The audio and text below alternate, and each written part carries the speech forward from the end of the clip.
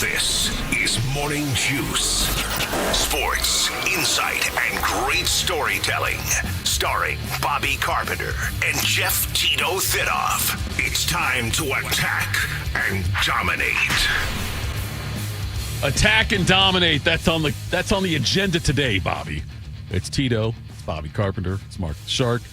It's a Friday. We made it all the way to a Friday this week, Bobby. How are you today, my friend? Oh, I'm good. Got a lot done yesterday. Felt pretty productive. You know, and I read this thing. I saw this. I don't know. I think most of the stuff I see is fairly true. These people seem like experts when they talk about it on social media. So at least there's some truth to most of it. I'll have to play it for you guys in the break. But I was listening to this thing, or found this deal, and it talked about how most great World War, I think they said one of the greatest pilots during World War II, and a lot of these great pilots and people that are experts in these highly super competitive fields, a lot of them when they get done, especially when you start talking about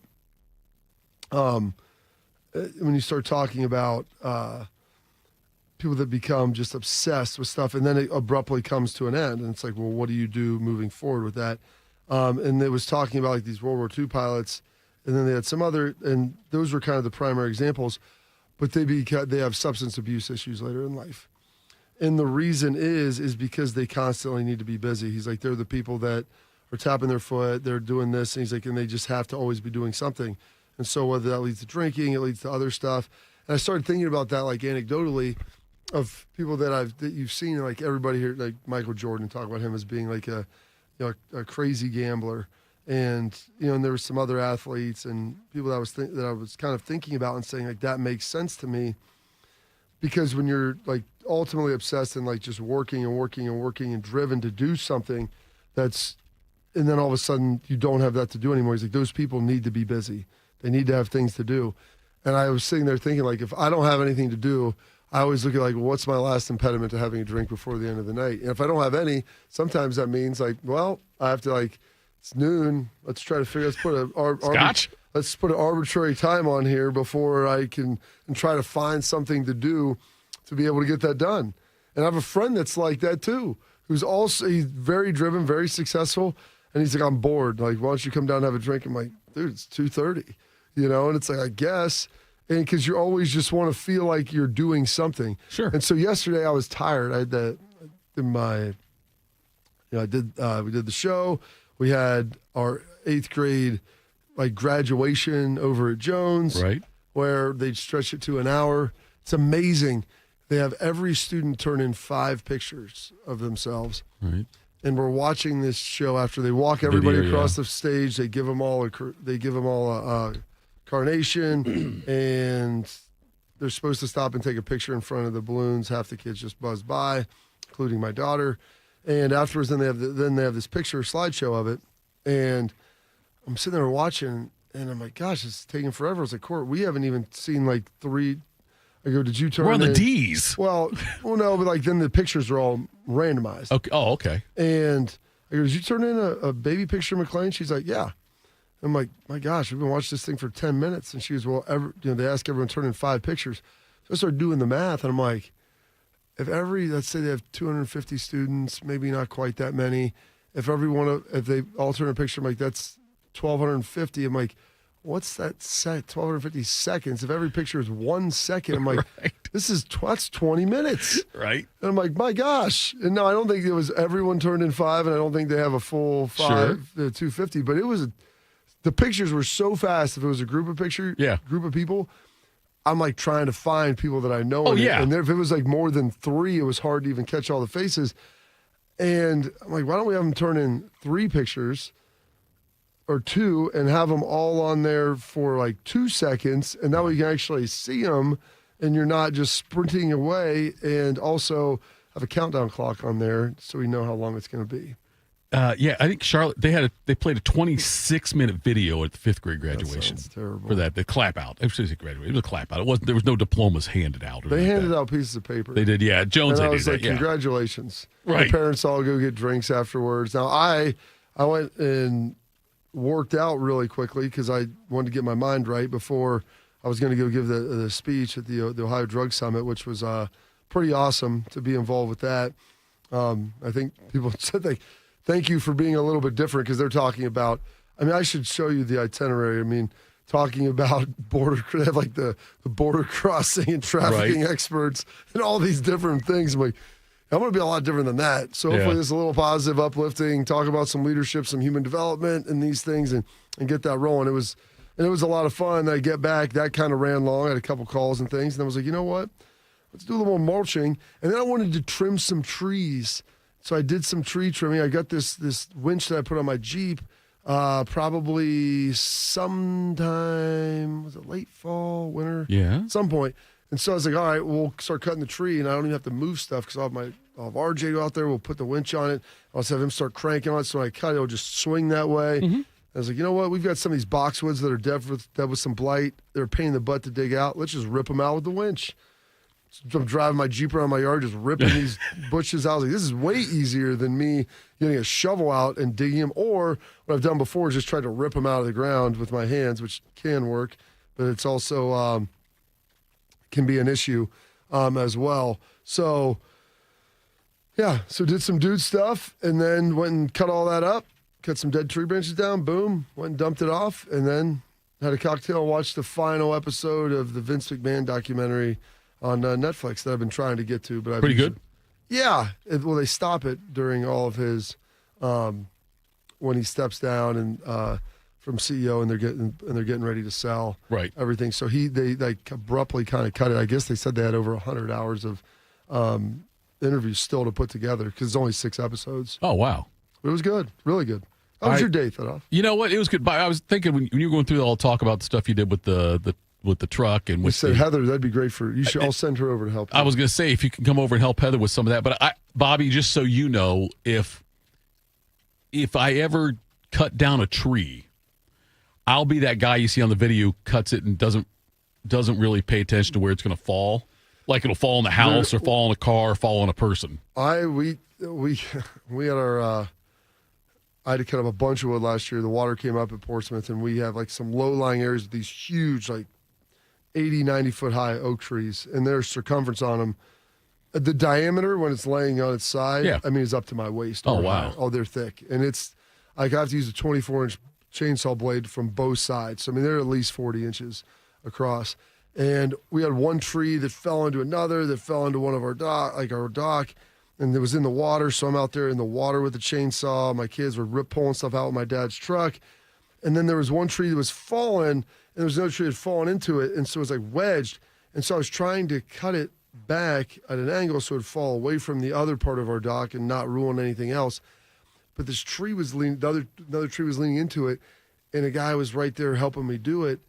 He was trying to push it, and like the tree like jackknife slid off, and the way that it fell, everyone else got out of the way. He did not, and it fell around him. And I'm not kidding you. There was probably a 4-foot by 4-foot window, a glorified telephone booth that like stuff fell around him, and he just went like this, skinny armed, and was fine. And I look at that, I'm like, that's amazing, because you probably should have been crushed. That's cartoon. And he was of all the people, he was the EMS personnel. So I'm like, yeah, you wouldn't have been able to save yourself either. Oh. So it was wild. His wife was watching. She's like, yep, I could see where that was going. I think I've got a picture of like the size of the hole that he was like in, and it was. Dude, that doesn't happen. It was about that little box that you're standing there. He just put his arms to his side, and everything fell around him. See, my instinct would do this: put my hands up to try to stop it. No, you weren't. I know I was going to stop it, Bobby. I knew I would, but I'm saying that'd be the instinct, though. I would think that would be like my go-to. 5 of me's wouldn't have stopped that thing at all. Wouldn't have slowed it down. The way that I would, if I ever lived on a property that had to have something like that removed, and I was supposed to remove it, that would be the day I put the property up for sale and move. Well, that's what someone's like, why don't you pay to have that done? I go, oh, my father-in-law asked as they were doing stuff around, and people were like, oh, yeah, we'll do all that. It's like, $30,000. I'm like, get out of here, buddy. I was like, I got a truck and a chainsaw. We'll be good. No, just do it, Bobby, and then give the bill to Shark's parents. I don't know if it's for them. I know, so but still, you can just say, hey, Mr. Shark, here's a bill for $30,000. So after I falled all the trees and they're laying there, and I'm like, all right, we don't even have wood burner down there. I'm like, somebody, what am I going to? Well, it's like I can cut it all up and we can use some of it for firewood. my dad's like, we got plenty. I don't really need to haul it back to Lancaster. And then, so the guy who lives beside us there, he had a wood-burning stove, and that's what they used to heat their house. I'm like, dude, you want any of this wood? He's like, yeah. We'll take some of the stuff, pointing to stuff I've already cut up. I'm like, no, dude. No, if you want to cut the rest of it up, pile. then you can do that. I'm not going to cut it up for you. Buckeyes. Oh, Bobby.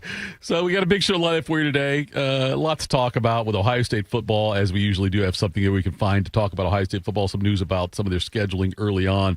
The Reds start a 3-game series in Chicago at 2:20 today against the Cubs. Guardians welcome the Angels at 7:10 tonight. Shark, where my Reds at? Did you notice that? Where are they at? They're at Wrigley this afternoon. I know. I'm saying, you know, Oh, yeah. Fake Reds fan. Yeah, that's Fake, what he says. very fake. I thought you joined the Pirates. I did not join the Pirates. When the No, Browns left. come on. I'm a traditional sports fan. I like the Pirates. I like the Reds. I'm sorry, I like the Reds. I like the Steelers. I said it on accident there. The Reds, the Steelers, the Celtics, and Ohio State, and the Blue Jackets. Just like any, red-blooded American. Knicks over the Pacers, 111-94. Pacers lead that series 3-2. Game 6 Saturday at 8 o'clock. Winner will face OKC. In the NHL, Edmonton defeated Dallas 6-3. Edmonton won that series 4-1. They will play Florida starting on Wednesday. Memorial underway yesterday. Shark, you went out there, right? I did, Tito. Thanks for asking. You're welcome. I care. Ben Griffin leads the way at 7 under par. Colin Morikawa, who Gerber calls more coward because a few years ago, Morikawa was like in contention on Sunday, and I think Gerb had him on his card, and he bailed because of his back, like right before he's supposed to tee off, like 2 or 3 years ago it would have been. And ever since then, he's called him. Is Morikawa Japanese? He's American. I know he's American. I know, but Japanese descent. Yeah. He's. I thought that was because of Pearl Harbor as well. He's coward. He's also he's cowardly on a couple different levels. I thought there. that's what Gerb was talking about. That could have been that. You know what? Maybe I may have taken liberties on that. It might have been both of those. It may have been the back issue. He's got a very attractive girlfriend that he wanted to hang out with that day in Dublin. I know. Look, I'm with you. I don't have a problem with it. Did he meet her at the bogey? The bogey? He might have. I'm not sure on that one. It might have been his girlfriend that weekend. I'm not sure on that one there, Bobby. Usually, Bobby, I'll say to you, hey, are you ready for this date in history? I'll just play it without asking you. So this time, I'm not even going to ask you. Time to get smarter. Morning Juice presents Today in History. Here's your professor, Bobby Carpenter. He is Bobby Carpenter. He does have this date in history. He makes us smarter. Bobby, have at it. I would like to think that Colin Morikawa plays "We've Got Tonight" by Bob Seger as he's picking up chicks at the Memorial. In my mind, Shark, that's... Who needs tomorrow, right? Yeah, we got Let's make it last. Let's find a way. Absolutely. I can play it on the piano. It's one of my favorites. Can you really? Yeah. It's not... I got a fairly easy version of it. Not really a banger, though, like at a party. You can't go out there. It's a toe tapper. No, you got to come out with, if you got to play Piano Man if you're going to do something at a party. Piano Man's really hard. Can you play that? I used to be able to. I need to probably start tuning it up again. Do you and Courtney do like an endless love thing on the piano? Courtney does. I play the piano and she'll listen sometimes. She wouldn't sing with you though. Not even impressed at all anymore. There's a lot of things I can do. I think she does enjoy watching me do yard work, and my daughter and all her friends sat there and enjoyed it. If she gets work, we'll watch Heather. She does a lot of yard work. What does she wear when she does it? I don't know. I never watch. I'm usually watching TV. I watched the end of Andor yesterday. Go ahead. There you go. It is Friday. It is May 30th, 150th day of the year. 215 days remaining this 2025. This date, 1431, the 100-Year War. Joan of Arc.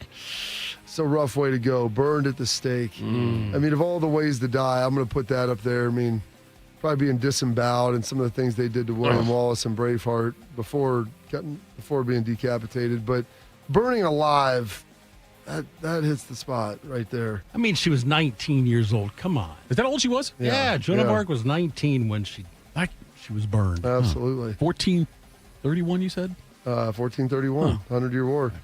This date, 1536, King Henry VIII marries Jane Seymour. She'd been the lady in waiting for the first two wives. So okay, she was number 3. She was number 3 out of 6. Absolutely.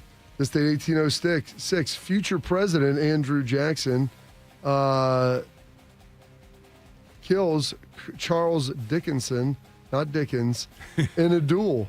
So how about that? Let's take it outside. That's why everybody talks a lot of trash now. When you used to say, let's take it outside, that meant probably only one person was walking back in.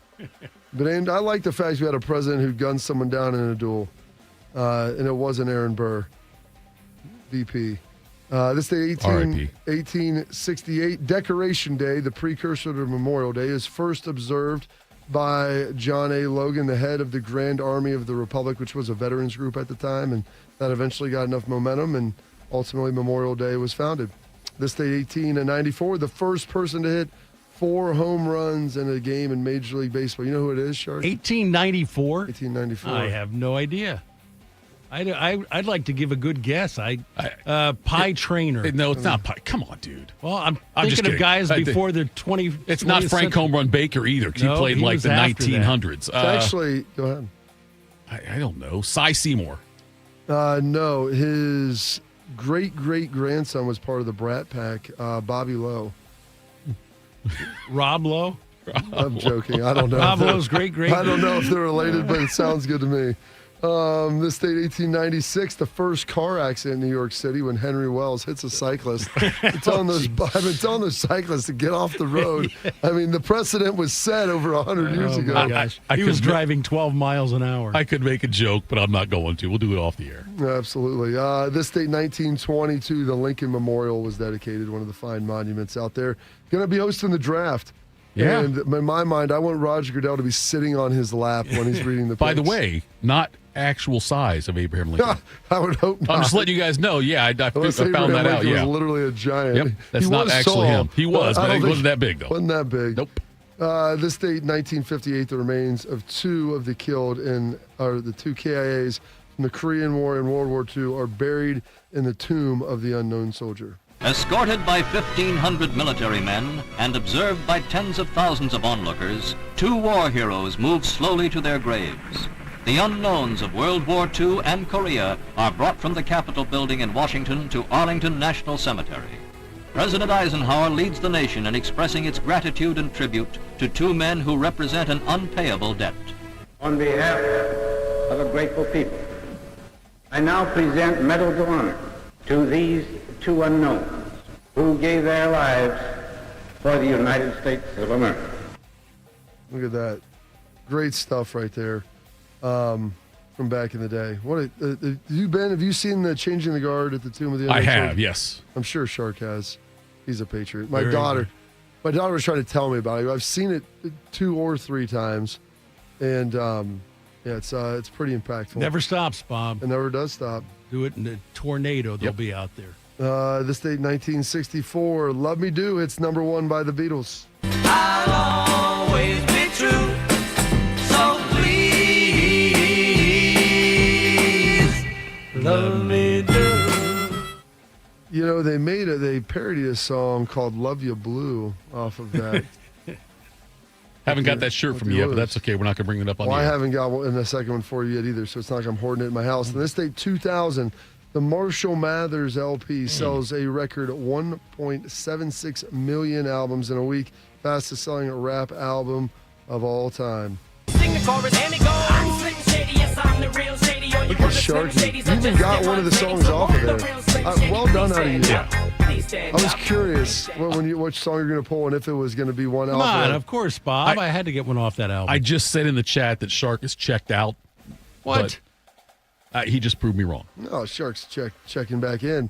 I remember I bought that album. It's one of the, not first, but early I think I albums. downloaded that one illegally. On Napster? No, something LimeWire. I think that's LimeWire. right. They got all the The best thing is all the money you saved buying the albums. You had to buy a new computer every 3 years Yes, from the exactly. computer aids that you got from downloading that stuff. Yep. Mel Blanc, born on this date, 1908. Is that was? Well, I didn't know if you were going to say he who was the he is. Looney. He's one of the Now he's most back to checked famous out. voice actors of all time. Barney Rubble off the Flintstones, Mr. Spacely off the Jetsons, lots of the Looney Tunes. You've heard his voice, especially if you're older than 30. One of the directors said, I have a cartoon coming up with a drunken bull. It was my first assignment. I said, yeah, I think so. He said, what would he sound like? I said, well, he would sound like it was a little loaded, and it was looking for the sour mash. The voice is like, say, Bugs Bunny. They bring the character to you, and then you see the character and work around that. They show me a picture of the character, a still picture, and then they show me a storyboard, which tells what this character is going to do in the cartoons. And they said Bugs Bunny was a tough little stinker, so I had to make him tough. I thought, which is the toughest voice, either Brooklyn or the Bronx? Right. So I put the two of them together, Doc. That's how I got the voice for Bugs. Oh, that's wonderful. Daffy Duck. Well, Daffy is a sort of a little, crazy little ducky. He always thinks he's better than Bugs, and he said, that bunny is despicable. That's so good. Yeah. I mean, I have immense respect for people that can do that and just oscillate back and forth, jump from voice to voice. So talented there. Born on this date, 1918, Ohio legend Bob Evans. Ever been to a Bob Evans, Shark? I have been to. You gonna Bob go to Evans. Bob Evans every morning when you're done? No, He is. Yes, no, he is. no. My uncle does. That'd be good for you. He was down there. I've never been to the Bob Evans farm. They're Never awesome. have you, Yeah, yeah. they're down there in. It's where Rio Grande is, the college in Ohio, Rio Grande. The Rio Grande. Rio, whatever. Yeah, Rio. The river is the Rio Grande. Yeah. The college is Rio Grande. Spelled the same though. Yeah. Born on this date in 1943. Gale Sayers, fortunately lost him 5 years ago. In 1965, the Kansas Comet had the 49ers seeing double when he blazed across a rain-soaked Wrigley Field, scoring 6 touchdowns to tie the NFL single-game record. Give me 18 inches of daylight. That's all I need. Many times there'd be a fella coming from a blind side, and no way I could see him, but I could feel it. There's times that I would make a move, and I couldn't explain it, but, it's a God-given instinct to do things like that. Brilliant but fleeting, Sayers' career lasted just 68 games. In his 4th season, he tore several ligaments in his right knee and was never the same runner again. 5-time first-team All-Pro, though. Gale Sayers, one of the best to do it. Winona Judd turning 61 today. How did you get to me? No one else on earth could ever hurt me. Break my heart away. Which one is she? Is she one of the daughters? She's the redhead. Yeah. Okay, what's the mom? Naomi. Rest in And there's a peace. third one? Is there another She has daughter? sister. Ashley. Okay, that's one. Okay. So I don't. Ashley was an actor. You've never seen one of her movies, but she's She's pretty been in good. Kentucky games. Double Jeopardy is great. Yes. Is that a wife- Nick Cage? No, I can't think of the guy's name. He's Don't done spoil some it other for me. stuff. It's good.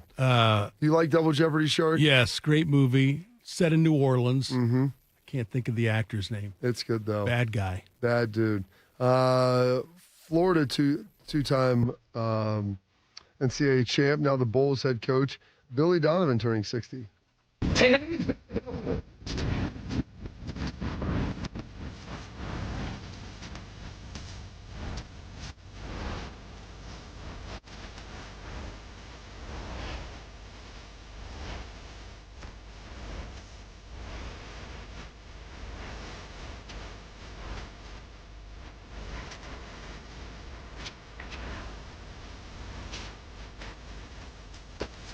And then they went out and beat the Buckeyes. There's no Bob Knight.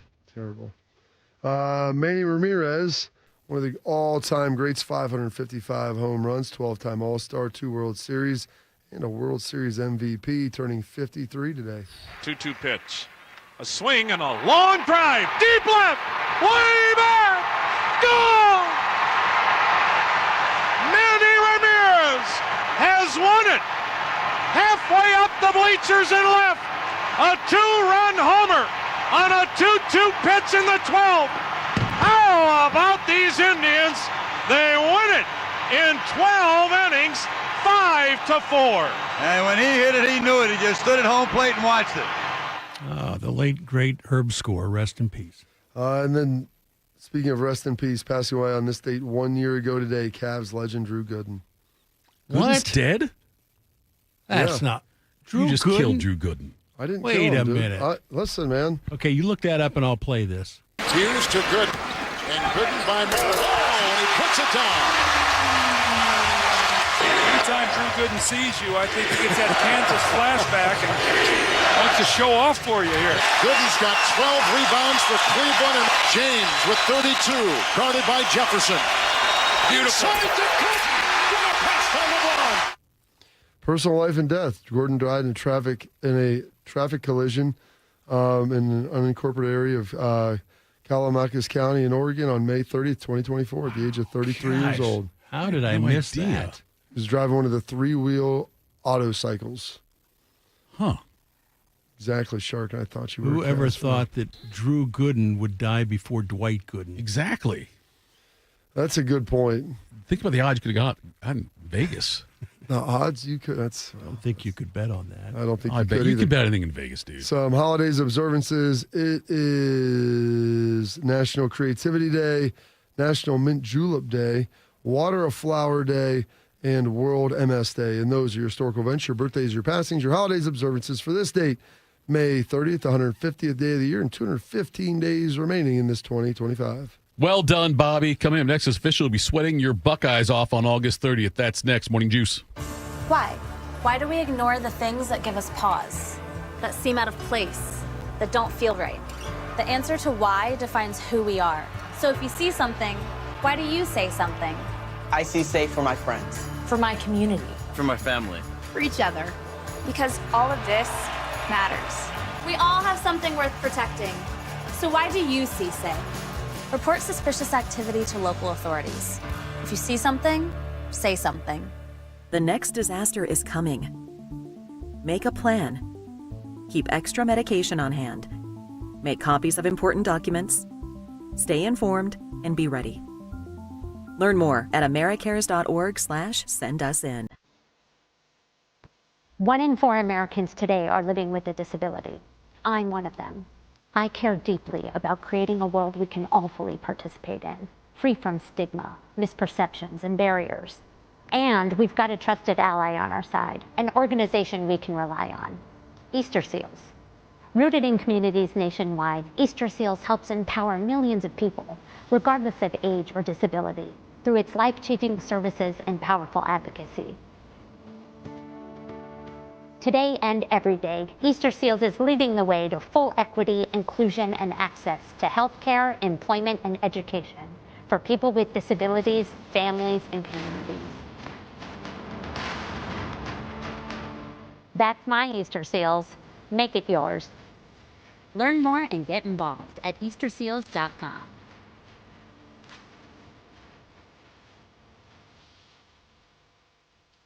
The impact of a meal goes well beyond feeding our bodies, because when people don't have to worry about where their next meal is coming from, they can truly thrive, like Marta. And now we'll hear from our class valedictorian, who with our hard work never ceases to amaze us. Please welcome Marta Moreno.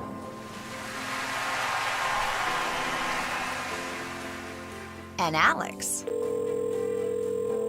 Hey, Alex, how did the interview go? I did it! I got the job! I can't believe it! I knew it.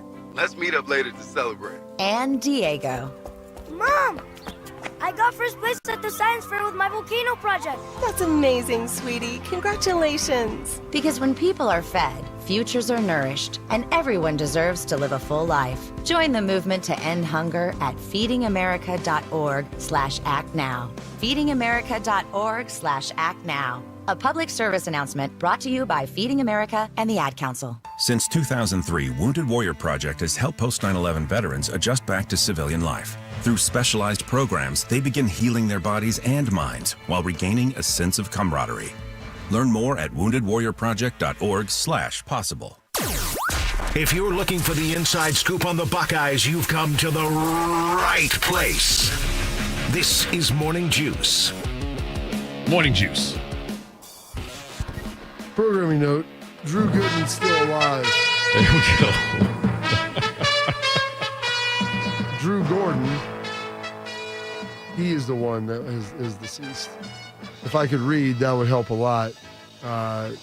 Drew Gordon, the older brother of current NBA forward Aaron Gordon, who plays for the Nuggets. Yes. So he is gone. Drew Gooden, one of Shark's all-time favorite Cavs, still alive. So I apologize to Mr. Gooden out there. Yeah, if you're listening, Drew Gooden. But that is how Drew Gordon died, in a traffic accident driving a three-wheeled motorcycle. How old was he? 33. Yeah, that wasn't Drew. Drew's older than that, Well, that's what I thought. Drew's got to be He's older than me. 45. Yeah, he's older than me, and I started looking. That's when questioning the date on that. So that is a incorrect information. I'm not trying to put anybody in the ground quite yet, Shark, outside of maybe you. Me, yeah. Bobby, we knew this was probably going to happen, and now it did happen. They announced the start times to the first three Ohio State non-conference the first three games, the non-conference schedule for Ohio State. Texas at noon. That's the big new game on Fox. Grambling at 3:30 on BTN. Mm-hmm. And then the OU game at 7 o'clock on Peacock.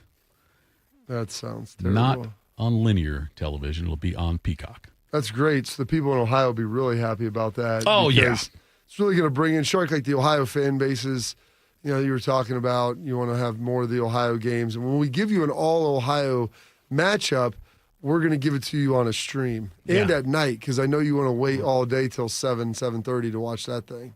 Thank goodness I'll be at the game, because I don't have Peacock, and I refuse to buy it. What? Okay, that right there is one of the oldest things you could actually do. I know. I'm an old man. I don't want to pay for Peacock. Not enough content on there for me to buy it. Well, just buy it for that month. I don't need to. I'll be at the game. I understand that, Shark, but I'm saying... Why would he buy it for the month if he's going to be at the game? I don't. I understand not for this game. I'm saying just in general, if there's something you want to watch on Peacock, you can buy it for a month. I miss a lot of OSU basketball games. I have to listen to Paul and Ronnie because I can't see them on the Peacock. And I think, here's my stance on it, Tito. If the commissioner of the Big Ten wants me to watch Ohio State basketball, put it on a channel I've got. So you won't watch the NFL like on Amazon or I've got Amazon. Okay. Or on... what else they on? What else? Netflix. Do you have Netflix? Nope, I don't have Netflix. Because there's some games on Netflix, I believe, again this year. I think Christmas, right? Christmas might be, yeah. Anyway, I digress, Shark. You're old.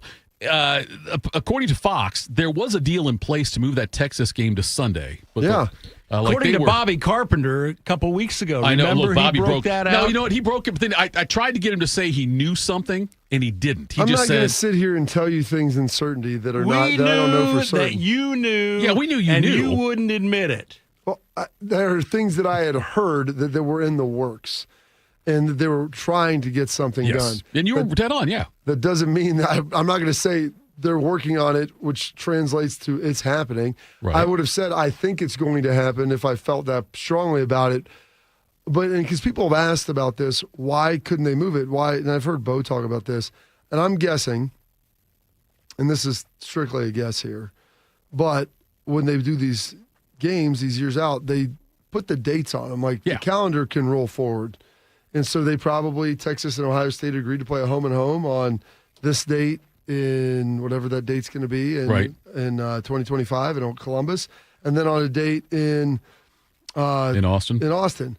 Now, you can agree to probably play at any time in those unless you want times restricted and say then you write that in the deal. But I think part of it for the TV deals is like, hey, you're doing whatever time the home team's going to play. Right. The problem is I think the reason Ohio State Texas had to agree to it was that you were playing on Sunday. And so you would be shifting the date, not simply the start time, because I doubt the start time is put in there, unless they have a window that they refuse to play, and that's something that both teams are going to agree on, which I don't think they would have done that. But when the shifting of the day, then you need the other party to sign off on it. And obviously Texas, which they don't care about the publicity that they would be getting and the fact that it would be a nighttime game. They wanted the best environment for them, which is going to be a noon kick on Saturday. Yeah, Texas, it doesn't sound like, and you're probably right on that, Bobby, and as you said. Despite the fact their fans probably would want to watch it on Sunday. Yes, I think they would also. But, I mean, the fact that it could have been a primetime game on Saturday if the networks, if Fox had chosen to do that. Yeah, but Fox ain't going to do that. No, I'm saying, but baseball. Texas could have done. Texas didn't say, no, we're not playing primetime. They said we're not playing Sunday. And that's what the AD came out and he said, well, why did you not agree to do that? He said, I got church. And I would have raised my hand and be like, dude, you could have gone to church and flown in private. That's the solution. I mean, I know it's a joke, but they just didn't want to play that. And I get it. And it also gives them a short week coming back. But, I mean, it's not like they have a game of consequence. I think like East Carolina or something. It's some kind of ridiculous. Or maybe East Texas. It's some directional school. It's not any good. But I understand. They'd be on a short week. They're the ones that have to travel. And so they're the ones that got to X-nay it. And in moving into the future, I would say the only way if I'm Ohio State, I'd go back to the Bama contracts, the Georgia contracts, all of those big games. I'd always put them week 1 on Memorial Day weekend. You know the NFL's not playing, and I would have a 2-day window of when that game can be. Yeah, that's what Fox I wanted would to do. give them a 2-day window, too. Well, yeah, Fox wanted to do that because they realize that the game would draw far more on Sunday night. But they're the ones who are stubborn and foolish. Well, we've got Major League Baseball. As if that's going to outdraw this game. Look, make the Major League Baseball game an afternoon game. You know what I mean? Like, I'm with you. It's not what it used to be as far as like the importance of having baseball on then. Having a prime time. It doesn't make any sense to me. Anyway, they also released the Friday football schedule. It doesn't make sense because it's not supposed to make sense. The Friday football schedule, Ohio State not on the Friday schedule this year, which is good. No Friday night games for Ohio State. If they're ever on the Friday night schedule, I'm going to be furious. Why? If it's Grambling, okay. If it's Grambling, I don't care who they're playing. Really, you don't get that? Like you? No, Ohio State plays on the weekends, dude. Not Friday night.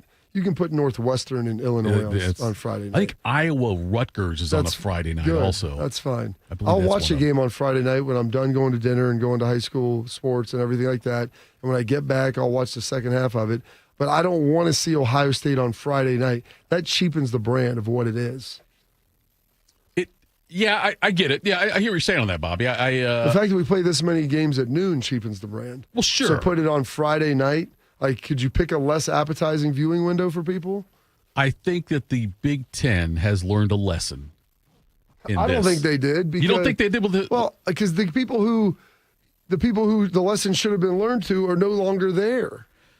Yeah, Kevin Warren. Right. Kevin Warren's the one who, yeah, totally. But I'm saying, though, Bobby, like the next time the Big Ten. And honestly, like, some of Ohio State was complicit for letting that happen then. And so that's not falling on Ross. He just got here. But Gene should have stepped up and said, listen, this is not how this is going to work. We're having restrictions on our side where we get opportunities to decline playing at noon over and over and over and over again. Right. So I'm saying the next time they do a negotiation, though, of a TV deal, Bobby. Good. We'll keep that in mind for the next decade. What I'm saying is, don't you think the Big Ten has learned a lesson, though, in that? And they will come back assuming and say... assuming Tony Petitti's still in control. Because here's the thing. The only school that it impacts really is Ohio State. Right now, yes. Yeah. I mean, the Big Ten, yes, it does affect Ohio State more than anybody else. But I'm saying, though... Do you foresee somebody else being as powerful as Ohio State? Not as powerful, but I could see, I think that if Oregon is a perennial national title contender. But they're never going to be available for the noon window off. No, they won't be. No, I'm saying, though, you have other schools, though, that will. So who? Michigan? Maybe. That's it. Maybe Penn State? Penn State, you could argue, this is the height of their powers right now. This is as good as they've been. Oh, no, I agree with you on that. In 25 years. Yes, I think that but I'm just saying that I think that it will, you'll have enough schools step up and say, we're not going to have this big noon every single week where we're having our premier game, our prime game, whatever it is that week, on at noon. And they'll say, we're going to give you a lot of money and we'll just put Ohio State on there so it won't impact anybody else. Except for Penn State with the whiteouts. And I get that. Although they are getting the Oregon game. Yeah, the Oregon game for whiteout this year. For whiteout that night, of course. On NBC. On NBC. Not Fox. NBC because Fox did the draft. NBC has the late window. Yeah, it's interesting. There was a long article on The Athletic about the way the draft went down and kind of thing, and the way that the TV executives handle it. And it was fascinating. It was a long read, but it's pretty good though when they talk about how they they do mock drafts among the networks and things like that. Well, I think that Fox is going to do this with their first 3 picks or whatever. What are we going to do next? Or what if Fox chooses this game instead? What's our first move as a network to draft? I always find that kind of stuff fascinating, though, Bobby. I'd love to be in the room or be around that when that kind of stuff goes on. But, yeah, you knew Ohio State would be the first 3 picks. The Ohio State Texas game, the Penn State game, the Michigan game, those were the first 3 ones that were grabbed, and they will all be noon kicks. We know that for sure because that's what Fox does. But, yeah, I hope that next time around, whenever it does, I don't know if there's an opt-out in their deal, Bobby. I know, the NFL can opt out of, their different TV contracts at a certain point. I don't know if there's an opt-out in the Big Ten. There is no opt-out. There's not. It's locked in. Okay. So yeah, it's locked in till Artie and Caleb graduate high school. Well, it could be 2 different years. I know they're the same age, but who knows with Artie? Artie could be 2 years later than Caleb. We'll never know on that one.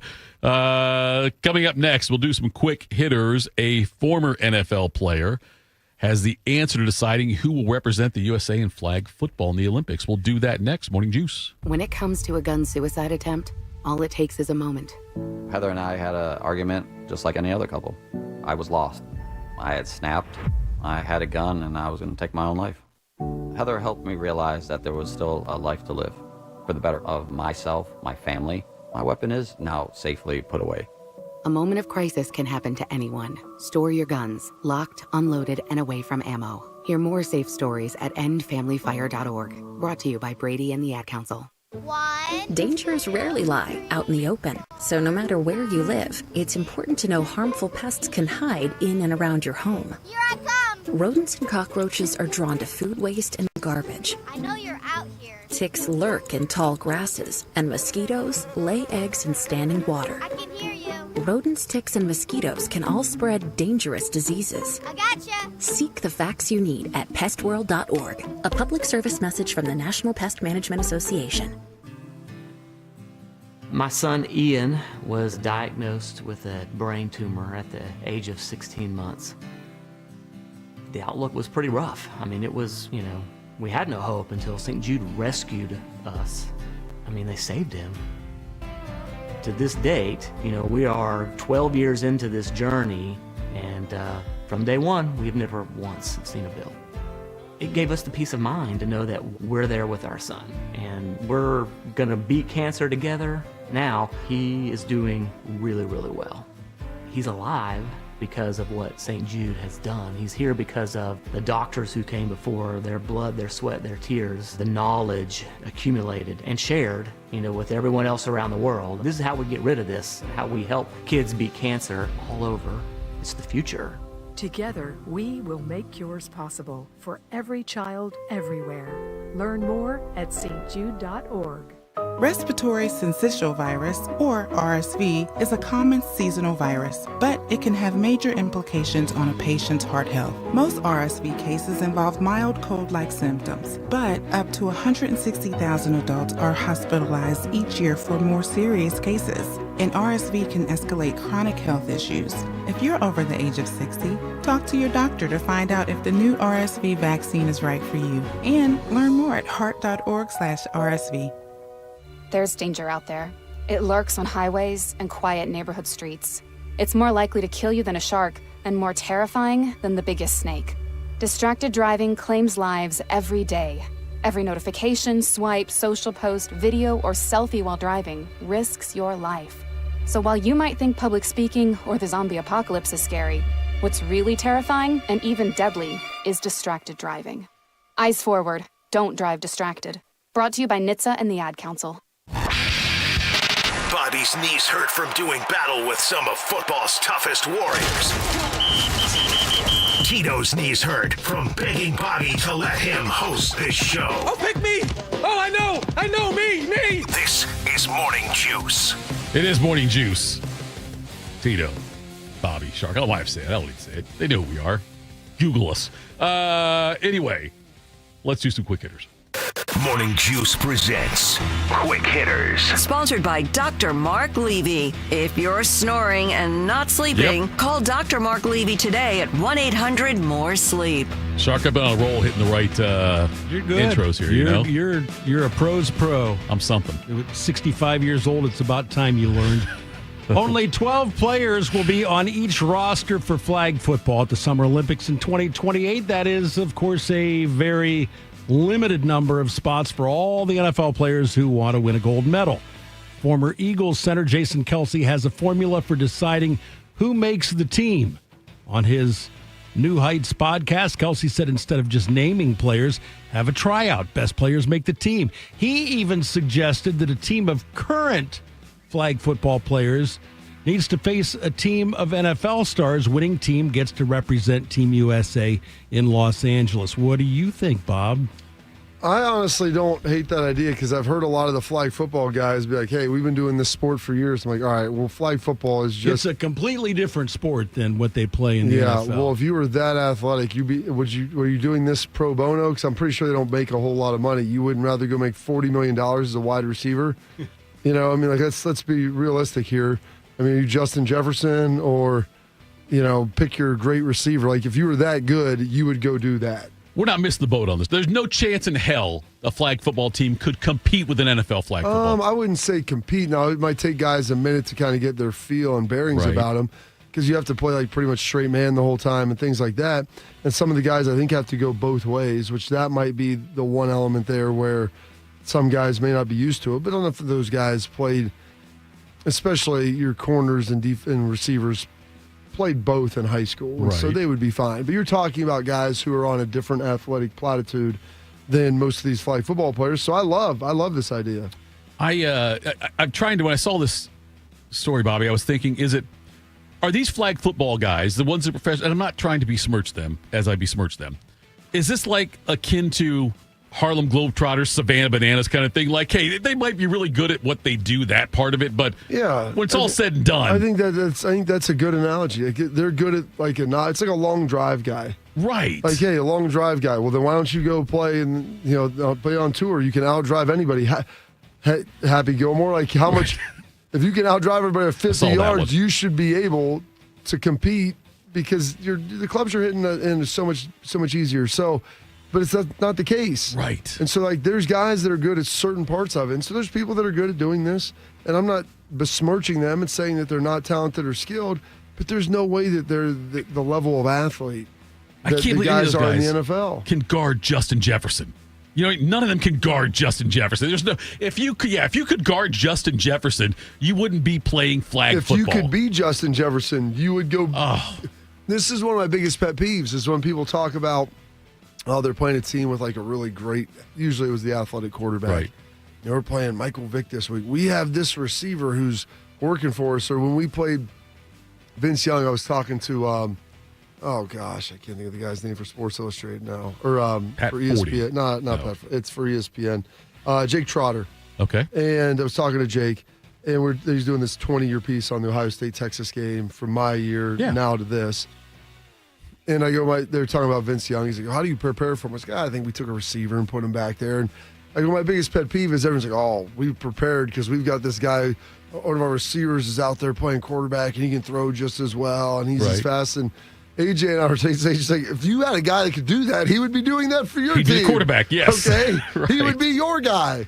So, like, those guys say, like, I'm just as good. No, man, you're not. Like, and it's okay. It's okay. These are the best athletes in the world, man. I remember Brian Scalabrine, the big redhead who 100%. played the NBA. He said he's closer to Jordan than you are to him as far as other players. And like, he's 100% true in that. 1,000% right on that one. He would say, I'm closer to Michael Jordan than you are to me, to these pickup guys who think they're great players. And he would go out and prove it. He goes out and plays in like pickup games and stuff like that. Yeah. When guys want to say, Brian, you suck. Go to the Gus Smacker. Dude, I'll go score every time on you. Right, exactly. That's what people are like, you shot 47%. Like, dude, because I've got a 6'10" dude on me.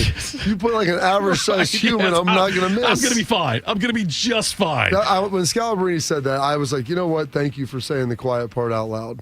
Even though he's an ugly redhead. He is ugly. Yes, he is. By the time the next NHL season begins, Alex Ovechkin will be 40 years old. He just passed Wayne Gretzky as the NHL's all-time leading goal scorer. Sounds like the Washington Capitals are kind of pushing him into retirement. The Caps said no decision has been made. He was still good. Regarding Ovi's future beyond next season when his contract runs out. But the team sent an email mistakenly to season ticket holders stating that Ovechkin's final season would be 2025-26. Now, as Bobby just said, he's still good. The guy finished third in the NHL in goals this season. That is unbelievable. Tell me another realm. Yeah. Well, I guess, listen, I will not always say that stats correlate to, I guess, perceived success. No, a lot of times they do. A lot of times they do, but not always, Shark. I mean, you've been a victim of that before. If you score 44 goals in the NHL, that's not a fluke. No. That's not a mistake. If you have some great numbers, that's not a fluke. But some people don't value that, I guess. Apparently the Caps don't. They tried to Drew Gooden him. They tried to Drew I can't Gordon believe, if you him tell me he was out there like as a, this is just they're pushing him around like Willie Mays at the end of his career. The dude scored like goals in 5 straight games. Right. And they were a playoff team. Like, this isn't something like letting him score. Yeah. This wasn't who. Top seed in the East. Who did that? Was it Cal Ripken that hit the home run in his last hit? The All-Star. It was Jeter. Oh, Jeter did. Who grooved him? I can't remember what it was. Yeah, he grooved him that, and I'm like, all right, whatever. Game-winning RBI his last game. Yeah, but this wasn't a ceremonial toss out, giving a guy a chance. This dude was playing competitive hockey at the end, and he's third in goals. I think it'd be bigger news if he did retire than if he didn't. I think that I fully expect him back. I don't know why he would retire after that kind of season, and there's no need to. 44 goals. I mean, hell, that's the Jackets would take a guy scoring 44 goals, I would think, Yeah. I saw they put that out there. I was like, oh. And then they rescinded it. He would really help the power play. He'd be a nice third-line center for the Jackets. He's the best power play. He's amazing. Shooter of all time. Yes. I mean, sitting there on the left side, he'd just hammering that thing in. Dude, he is so good. It's like you got him and you got Lemieux and you got Gretzky. And I don't know the older guys. I never watched Gordie Howe play or people like that. But, those three guys, though, it's three of the four on the Mount Rushmore for me as far as hockey goes. Who's the fourth? Rick Nash. Good answer. No, I was going to say someone like maybe Tugnut. Or who was Steve Mason, maybe? I don't know. Something like that. One of those goalies for the Jackets, probably. College conference commissioners will go to great lengths to support and defend their league. It's part of the job. SEC Commissioner Greg Sankey sometimes goes overboard. The SEC only plays 8 conference games in football, and their non-conference schedules are criticized for playing the Sisters of the Poor. At a press conference, Sankey handed out 6 pages of data that proved the SEC has had the hardest schedule every year from 2015 to 2024. Bobby, the title page read, in all capital letters, a regular season gauntlet. Yeah, of course. And they, listen, over the last 15, 20 years, the information, especially the last 10 to 15, it bears out that the SEC has had at least the best teams at the top. Does that mean that they're always the deepest conference? They will like you to believe that. I don't know if that's always true.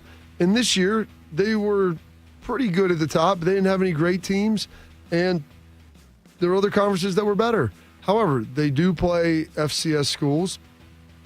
Their conference schedule's tough. A lot of times they will schedule up in the non-conference in one big game. And some of those teams like South Carolina has that built in with Clemson. Florida usually plays Miami or Florida State. Yep. Like they've got that built in, and so I get that. Georgia Tech, and those are rivalries they've had, and so how good those teams are varies on any given year. But to come out here and just say we play the hardest schedule because our conference is the best. Now that's just utter nonsense all the time. Yeah, it's the gauntlet, if you will. The Sankey. I like a lot of things Sankey does and says, but that's over the top doing that. Yeah, look, okay, you've got a conference with a lot of good teams. So is the Big Ten, and as long as Bobby, like you said, they're the Sharks, the Sisters of the Poor thing, whatever the FCS schools they play. You mentioned that, but as long as you've got Alabama playing like Mercer every year and Georgia playing Georgia Southern, that's fine. It's almost like what was it Casey Stengel Shark that said it wasn't Stengel, it was Woody Hayes. Woody Hayes said.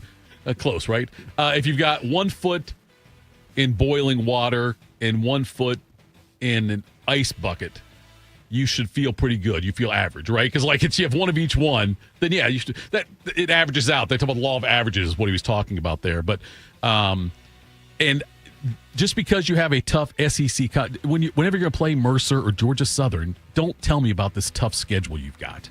Because those are gimme games you've got right there. And every school's got them. Ohio State's got it with Grambling this year and OU. Which is terrible. I can't. OU, I don't mind playing. You want to play Sunbelt Max Eagles and that.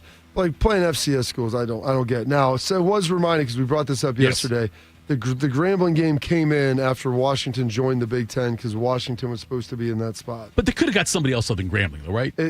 I don't know about that. You don't think with the money Ohio State would pay, you don't think there's another school, like a MAC school that would have said. Yeah, but that just happened, Tito. These schedules are made out. You got to scramble to find an opponent. Because the thing is, those schools probably already have those other games built in. They've scheduled their non-conference too. You think the MAC just waits? No, I'm not saying the MAC just waits, but whoever Akron or whoever Northern Illinois would pick a school, whatever, if they have some kind of throwaway game in that week 2 of the college football season, though, And well, they've got to pay a buyout on something else to do that. But wouldn't Ohio State cover that, though? Like, as far as the money, no. At some point, like, you're just trying to get a game on the schedule. I understand. How much are you going to pay to do it? Right. Well, I'm saying I'd rather do that than Grambling. It's just not a good look that they got Grambling. I don't debate that with you at all. But like when you get up against it 3 or 4 years out, that sounds like a lot of time. But teams are all booked up, and some teams may not want to travel. And like, hey, at some point, how much are you going to pay to get someone to come in here? That's a lot of money, man. They're in the business of making money. You think when we go to the Super Conference, there will be a scheduling czar in place that will set the schedules for teams? Yeah, Greg Sankey. No, I mean, do you think like that could legitimately happen though, where you'll see if you have a college football commissioner, then yeah. Yeah, they'll say like. I think there'll be requirements around it. I don't know if there'll be a scheduling czar, but the Big Ten and SEC are talking about potentially having a partnership of play. Right. Reeser called it an alliance yesterday. I was like, then we don't have the alliance? Yeah, that didn't end well. Yeah. I think, though, that will end up, if they go to a super conference kind of thing with like 40 schools or whatever, it ends up being 60, whatever the number is, I think you will see somebody setting the schedules for the entire Super League versus what, these guys set the schedule. There may be a little play in there still if you want to have a game with an in-state school or something like that. But I think we'll end up with that right there. Yeah, so. All right, that is it for the quick hitters. Well done, as always, by you, Sharky. You're welcome. You did a fantastic job on that, but you know what? You always do on that one. So coming up next, what do Pete Rose and Mike Leach have in common? That's next. Morning Juice. Okay, let's go. Top row. EYECARE. Good. Next row. AM America? iCareAmerica.org? Yes. Eye Care America helps seniors who haven't had a medical eye exam in 3 or more years. They also help those with an increased risk for glaucoma, and the appointment is often free or at no out-of-pocket cost. It's easy to see if you qualify. Go to EYECareAmerica.org. Diane from Michigan, a disabled senior citizen trying to get by.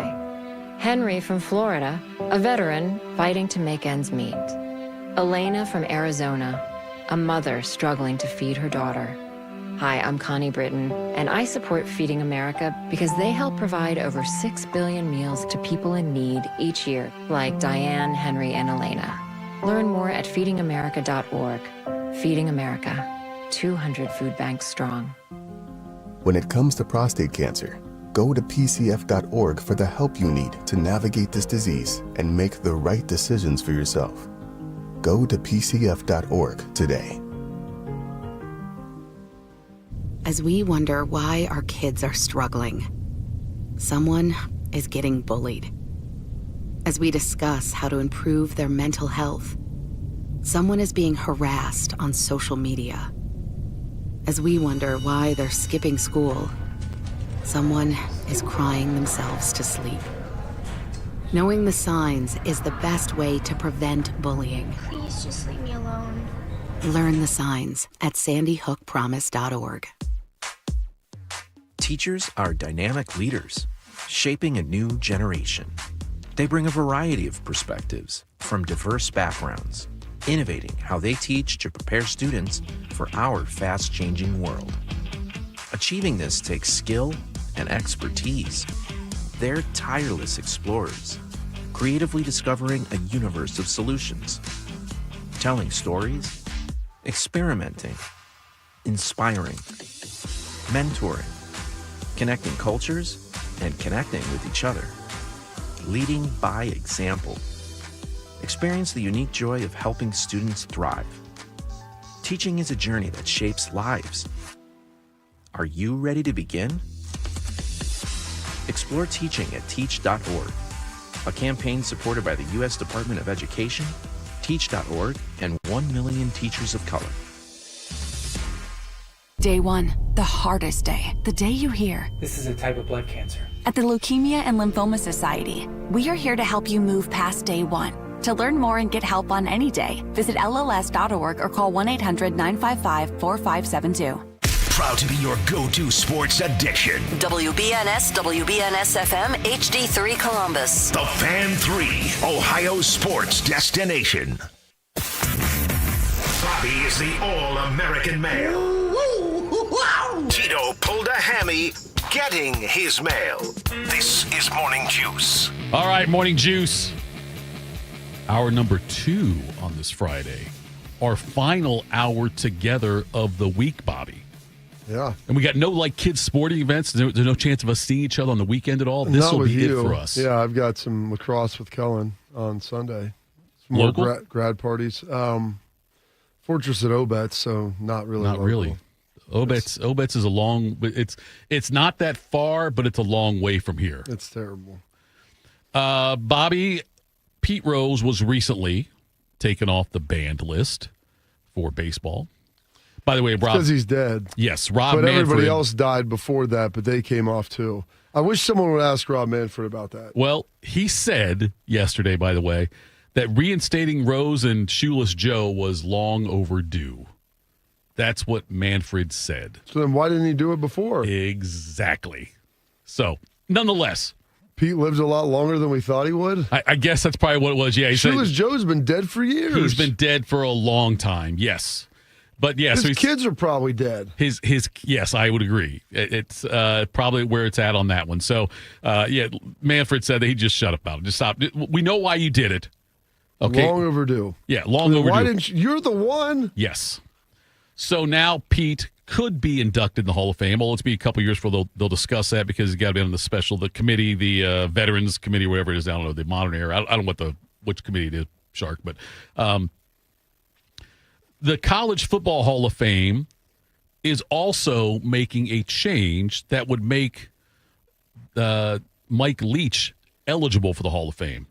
The College Hall of Fame, they have a criteria in there about winning percentage. percentage. 600 winning percentage. Right, 600 winning percentage or better to be eligible for the College Football Hall of Fame. Which I find that to be crazy. Yes. I think, I don't know why you would need that. It seems like a given that you wouldn't be putting anybody in with a winning percentage of less than that unless there were some extenuating circumstances, circumstances, which is what we're going to get to with Mike Leach. Mike Leach retired with a winning percentage of lower than 600. I don't think he retired, did he? He didn't retire, Shark. That's permanently also retired. fair. He retired from life unexpectedly. Or maybe, I don't know. Anyway, his winning percentage was .598. So even though he had this fantastic coaching career, innovative things he did as far as a coach goes, and he wasn't going to be eligible at the Hall of Fame, but now they've lowered the minimum winning percentage to .595. So now he is eligible. Rob Manfred said this was also, no, he didn't say about long overdue on this one. But anyway, yeah, I'm with you on that. That's what I was going to get to, Bobby, is that I don't know why you'd have to have that. Because there are coaches that didn't win 60% of their games that I'm sure had other impacts on the game that are significant, Mike Leach being one of them. And so Mike Leach, I think, would have qualified for that. I think at one point he was, and then when he took that Mississippi State job, which everybody acknowledged was pretty difficult. Yeah. And he was doing a good job there and building some stuff, but he was just underneath it. And so, yeah, I would say that he should qualify and should be in there, and he passed away. Another guy that isn't in the Hall of Fame that probably could and should be, if you look at what he's done at multiple schools, is Rick Neuheisel. Sure. And I'd worked with Rick on XM, and he's on from 9 to noon on Full Ride with Chris Childers on 84. And Rick doesn't qualify for the 600 winning percentage because he had some of his games vacated. Yeah. And so he lost some of his wins. He's like, so I can't get in because of this. And so immediately when this happened, I texted a bunch of people I knew. I was like, will Rick be above this threshold? Because they moved it to another arbitrary threshold. Right. What is it? 595. 595 now. Yeah. Just to be able to get Leach. I was like, Yes. is Rick qualified? Is he right there? And yes, because I think he's a game or two under Neuheisel was. Well, the same thing happened with Les Miles, where he had 21 wins vacated, and it put him under 600. Yeah. I don't understand this whole 600. If a guy If is you a view him a Hall of Famer, then if let's say Nick Saban would have not been good at 3 other stops. Right. And then he gets to Alabama, wins 5 national titles, but is still underneath 600. Does he not get in? It's like Joe Torre. Yeah. Joe Torre couldn't win with the Cardinals or the Mets, and then he takes the Yankees to 4 World Series. The winningest manager in baseball history is also the losingest manager. Matt, right? He was under 500. Yeah. And of course he got in the Hall of Fame. If, I don't know, Fitzy over at Northwestern. Yeah. I don't know if he had a 600 winning percentage, but he took a program that was, traditionally down in the dumps. Played for 2 Big Ten championships. Yeah. To me, he's a Hall of Famer. I don't know. I don't care what his winning percentage was. Yeah, I don't know why. I don't know when this rule was put into place as far as the winning percentage goes to the 600 thing. But yeah, it makes no sense to me. You shouldn't have those kind of minimums on there if you're talking about the Hall of Fame, which we know is just a museum. And yes, there are certain there's a certain prestige that goes with going into the Hall of Fame, but you should not tie it to a winning percentage, though. And Neuheis is a great example of that, Bobby. He is somebody who, did really well at Colorado, and Washington had success there. And then the UCLA stuff obviously wasn't great for him when he was at UCLA, but nonetheless, so yes, he is somebody though who I would say should be just like Leach should also be. I'm sure there are coaches that are over 600 that have no business even being considered for the Hall of Fame. If you get somebody who ran up their record at playing at a like with Houston. When Houston was really good with their offense, their run and shoot, I guess what would have been run and shoot back then. When Klingler was throwing 11 touchdown passes in a game, or Andre Ware was doing what he did over there. They may have won a lot of games, but that's not a coach who I would say, oh yeah, that guy should be in the Hall of Fame. So yeah, I find it interesting that they did that. I don't know. Do other sports have any? I don't think baseball. I've never heard of that anywhere else. Golf you have to win 20 tournaments. Okay. Is that what it is? 20 to get in? Yeah. Something like that. Does 20 just get you in though? It's automatic. It's not even voted on. I like that. So I don't like that. You don't even have to win a major or anything like that. You can just win. You go out and win 20 Hartford Opens, and you would be in the Hall of Fame then. Whereas somebody like, somebody who maybe had, 5 majors but not 20 wins would not be eligible. Brooks Koepka. There you go. 5 majors. Example. Yeah. He might have 12 wins. Is it a PGA Hall of Fame or golf? It's the World Golf Hall of Fame. So do your live victories translate? Ooh, you know what? I gotta believe when they did when they were putting together the criteria, they didn't talk about live. Back then when they would do that, I would think so. But there's always been multiple tours like this. When's on the European tour? There's European tour, the senior tour. Yeah, there's all kinds. European, as you said. Right. There are other tours. Yeah. So, getting back to the Manfred thing. He said, this is what he was talking about on CBS Mornings. He said, I would say 3 things. He said, number 1, our permanent ineligible list is effectively a ban on working in the game. This is a matter of logic. There's no reason to have a person who's passed away still on that list. So why didn't you take Shoeless Joe off the minute you became commissioner? And a lot of the other dead guys. Number 2, Pete Rose is a part of the history of our game. Every other player, including Shoeless Joe Jackson, has been considered by the Hall of Fame, and they've made a decision. I saw no reason to leave Pete Rose out there as one of one, no consideration. And then at last, I think what people don't realize, Pete Rose wasn't disciplined by Commissioner Giamatti. He entered a settlement agreement with the league.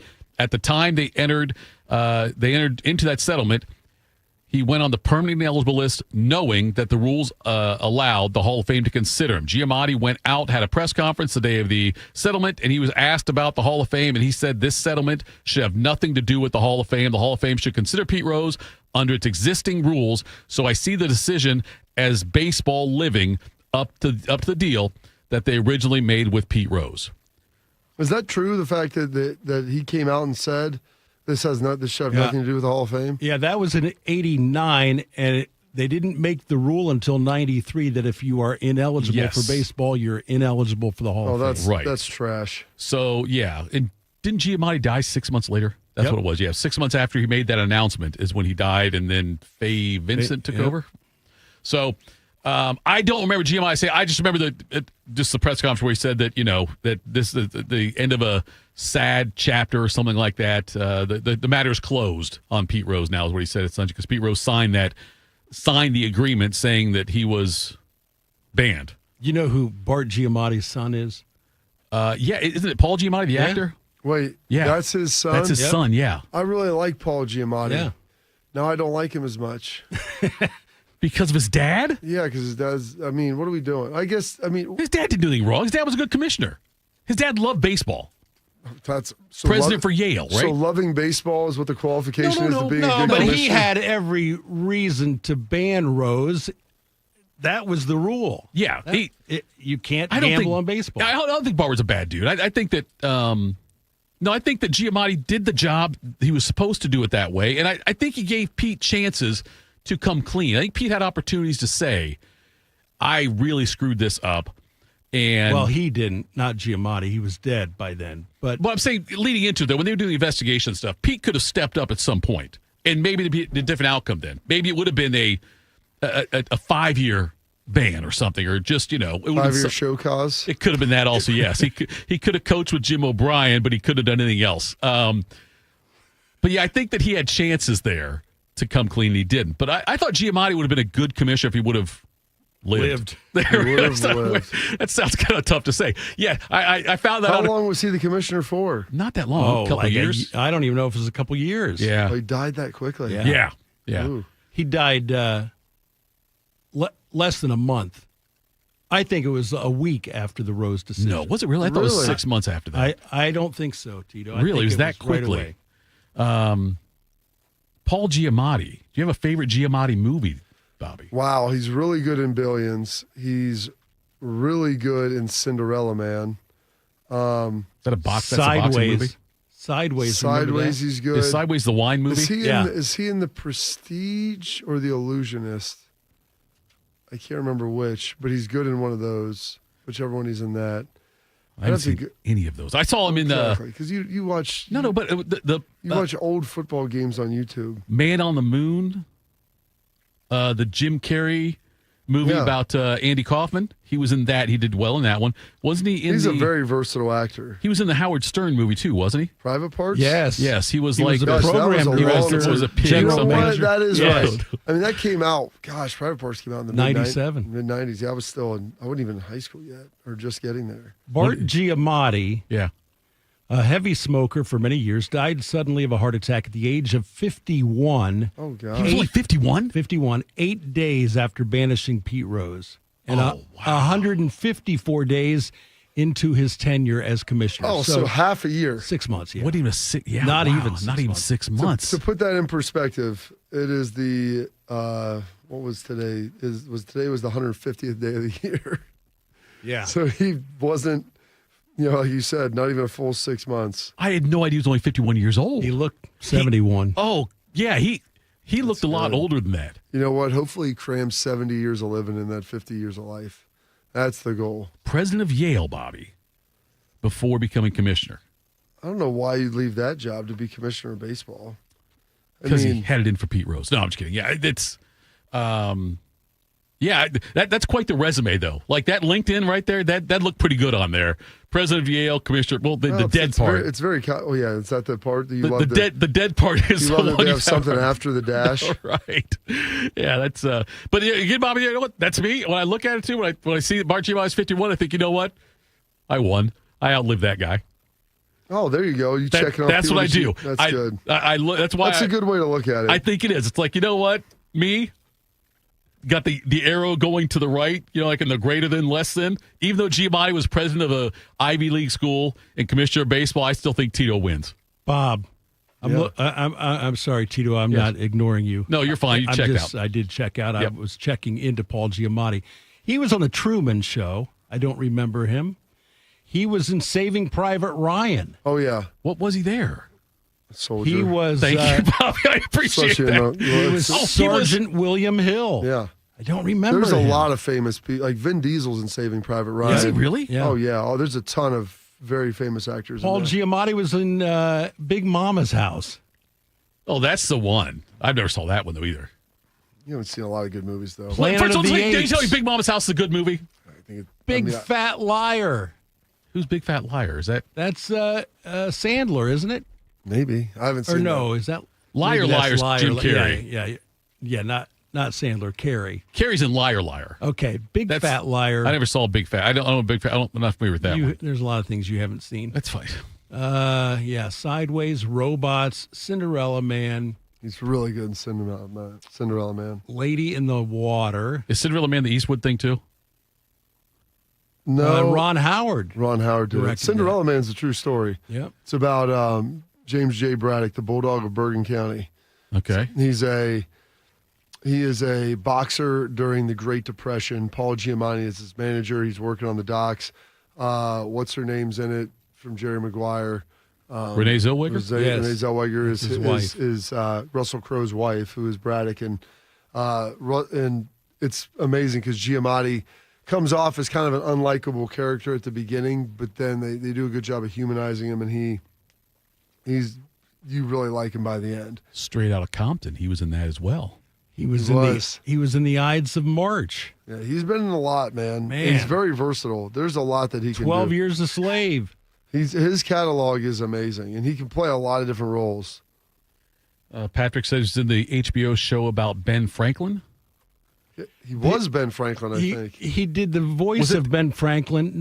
Was it the not John HBO. Adams? It wasn't. It was Ken Burns's. Oh, it was like one of his Documentary. PBS. The PBS thing. What was there was that like an HBO thing though about, was it about John Adams that was?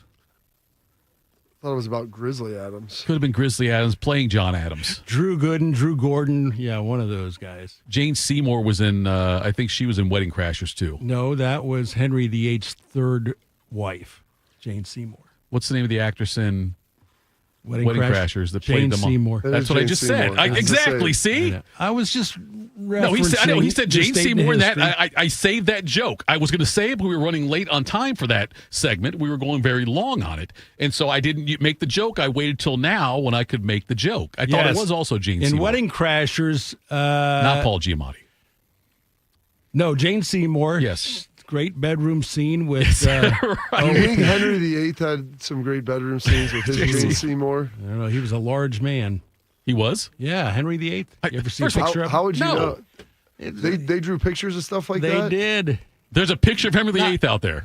You said he was a Of large course, man. he's a large man. Google him. Well, I didn't know that. Not in the bedroom. Okay, that's why I was curious. I never saw him in the bedroom. I just seen. Hey, we know the sites you go to there, Shark. We're not sure. I'm not going to Google that. Google Henry VIII. That would be VIII. There's the song by Herman's Hermits about him, right? I'm Henry VIII. I Yes, am that one. Henry VIII. I am. I am. That's so good, Shark.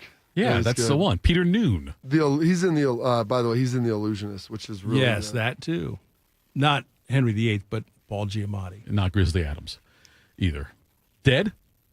Grizzly? Yeah. Gotta be. That's that big dude, yeah. Yeah, with the beard. Yeah. That dude with the beard. Yes, that's the way he is, Shark. That dude with the beard. Before I was alive. That's a good one.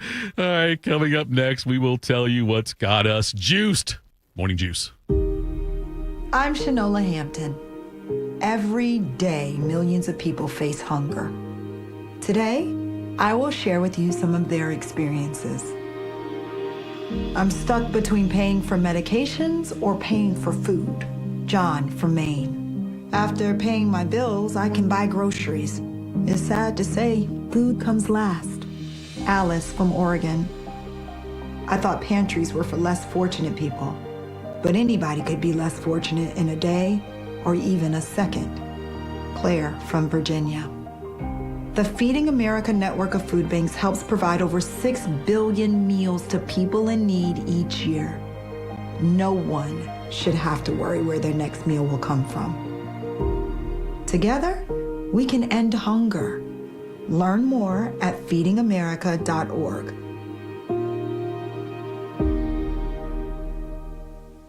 And we're live here outside the Perez family home, just waiting for the... And there they go, almost on time this morning. Mom is coming out the front door strong with a double-arm kid carry. Looks like Dad has the bags. Daughter is bringing up the rear. Oh, but the diaper bag wasn't closed. Diapers and toys are everywhere. Ooh, but Mom has just nailed the perfect car seat buckle for the toddler. And now the eldest daughter, who looks to be about 9 or 10, has secured herself in the booster seat. Dad zips the bag closed, and they're off. But looks like Mom doesn't realize her coffee cup is still on the roof of the car. And there it goes. Oh, that's a shame. That mug was a fam favorite. Don't sweat the small stuff. Just nail the big stuff. Like making sure your kids are buckled correctly in the right seat for their age and size. Learn more at nhtsa.gov/the right seat. Visit nhtsa.gov/the right seat. Brought to you by NHTSA and the Ad Council. Around the world, Children International and friends like you are giving children in poverty a chance to grow and thrive, to be healthy, to succeed in school, and achieve great things. How do we do it? In the best way possible, by helping ensure access to healthcare, nutrition, and educational opportunities. And most importantly, by empowering youths and their families to get out of poverty and into employment through life skills, computer, and job training. The very tools they need to break the cycle of poverty and build futures full of promise. Because every child deserves a chance to realize their full and best potential. Learn more about how Children International is empowering children and families by going to children.org today. That's children.org. Attack and dominate, YouTubers. You're locked into the Morning Juice. Morning Juice. I know what you're thinking out there, people. I know. You think, wait, you do What's Got You Juiced in the last segment. We do, except on Fridays, because on Fridays, we have AJ Hawk on for the last segment. So we do What's Got You Juiced earlier than that. So do not adjust your dials. Does anybody have dials anymore? What's a dial? That's amazing. I was thinking about that the other day because my, I'm trying to think which one of my parents, I think my dad's original truck. Yeah. That I remember had a little dial radio where you used to have to tune it in. Yeah. And we've had I had radios with turn dials growing up, but I don't know if anyone's ever seen Don't Touch That Dial. The dial you have now is for your volume.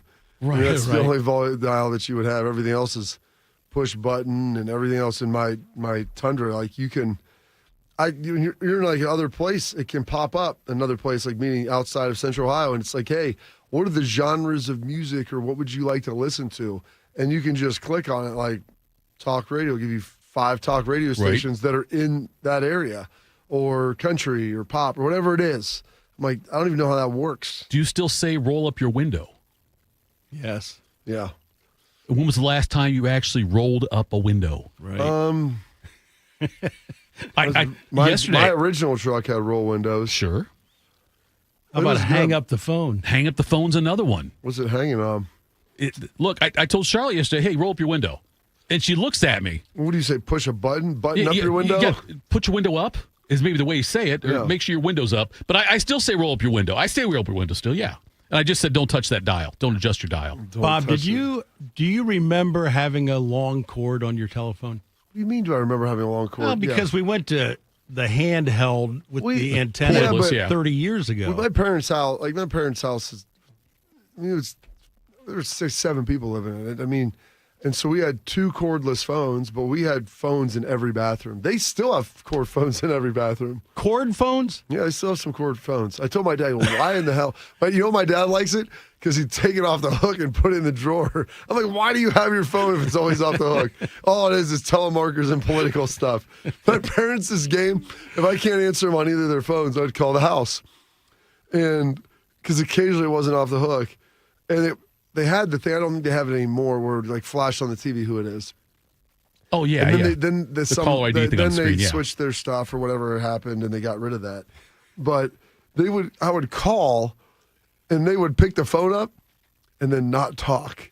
And it was like a game. I'm like, what is going on? And they're like, I wanted to see if it was a robocall or something. First they go, Well, then just hang up. Right. When people call now, and they're I don't even, hey, we're No. calling a financial, boom, done. Oh, yeah. Calling about the boom, done. Like, I don't know you. I don't feel bad. There was a time where I used to patronize you and be like, I'm sorry, I don't have time to do this. Or I'm not interested. I just hang up now. Like, I don't know how you got my number, not through nefarious means, I'm sure. And I'm not going to sit here and give you the dignity of talking. So they still have landlines. Oh, yeah. Do they have cell phones? They both do. Okay. Yeah, the longer cord for like your middle school game was a big deal. You could take the phone and into another room. Talk to Susie. Yeah. Listen, let me tell you another embarrassing part about me. When my dad had his own company, he had a roofing company, and he used our home phone as his work phone. Well, that would suck. When I answered the phone, I had to answer the phone, Dan's Roofing. Imagine trying to be an 8th grade player and give a girl your number, and she calls Dan's Roofing. Oh, I'm sorry, I got the. Oh, hey Kelsey, no, it's Jeff. Hey, how you doing? No, it's. Well, it's amazing you bring that up. And I tell all these my daughter, she's an 8th grader, and so she's got a boyfriend. He comes over, and he's pretty respectful. I don't say talk, and he's good. But I try to explain to her. I was like, the most terrifying thing that I had to do was call a girl's house, and especially one of the girls I dated, her older brother was a senior, and he former military guy. He was the bailiff for the juvenile court. So whenever it was just like traffic tickets and stuff, and you'd see him.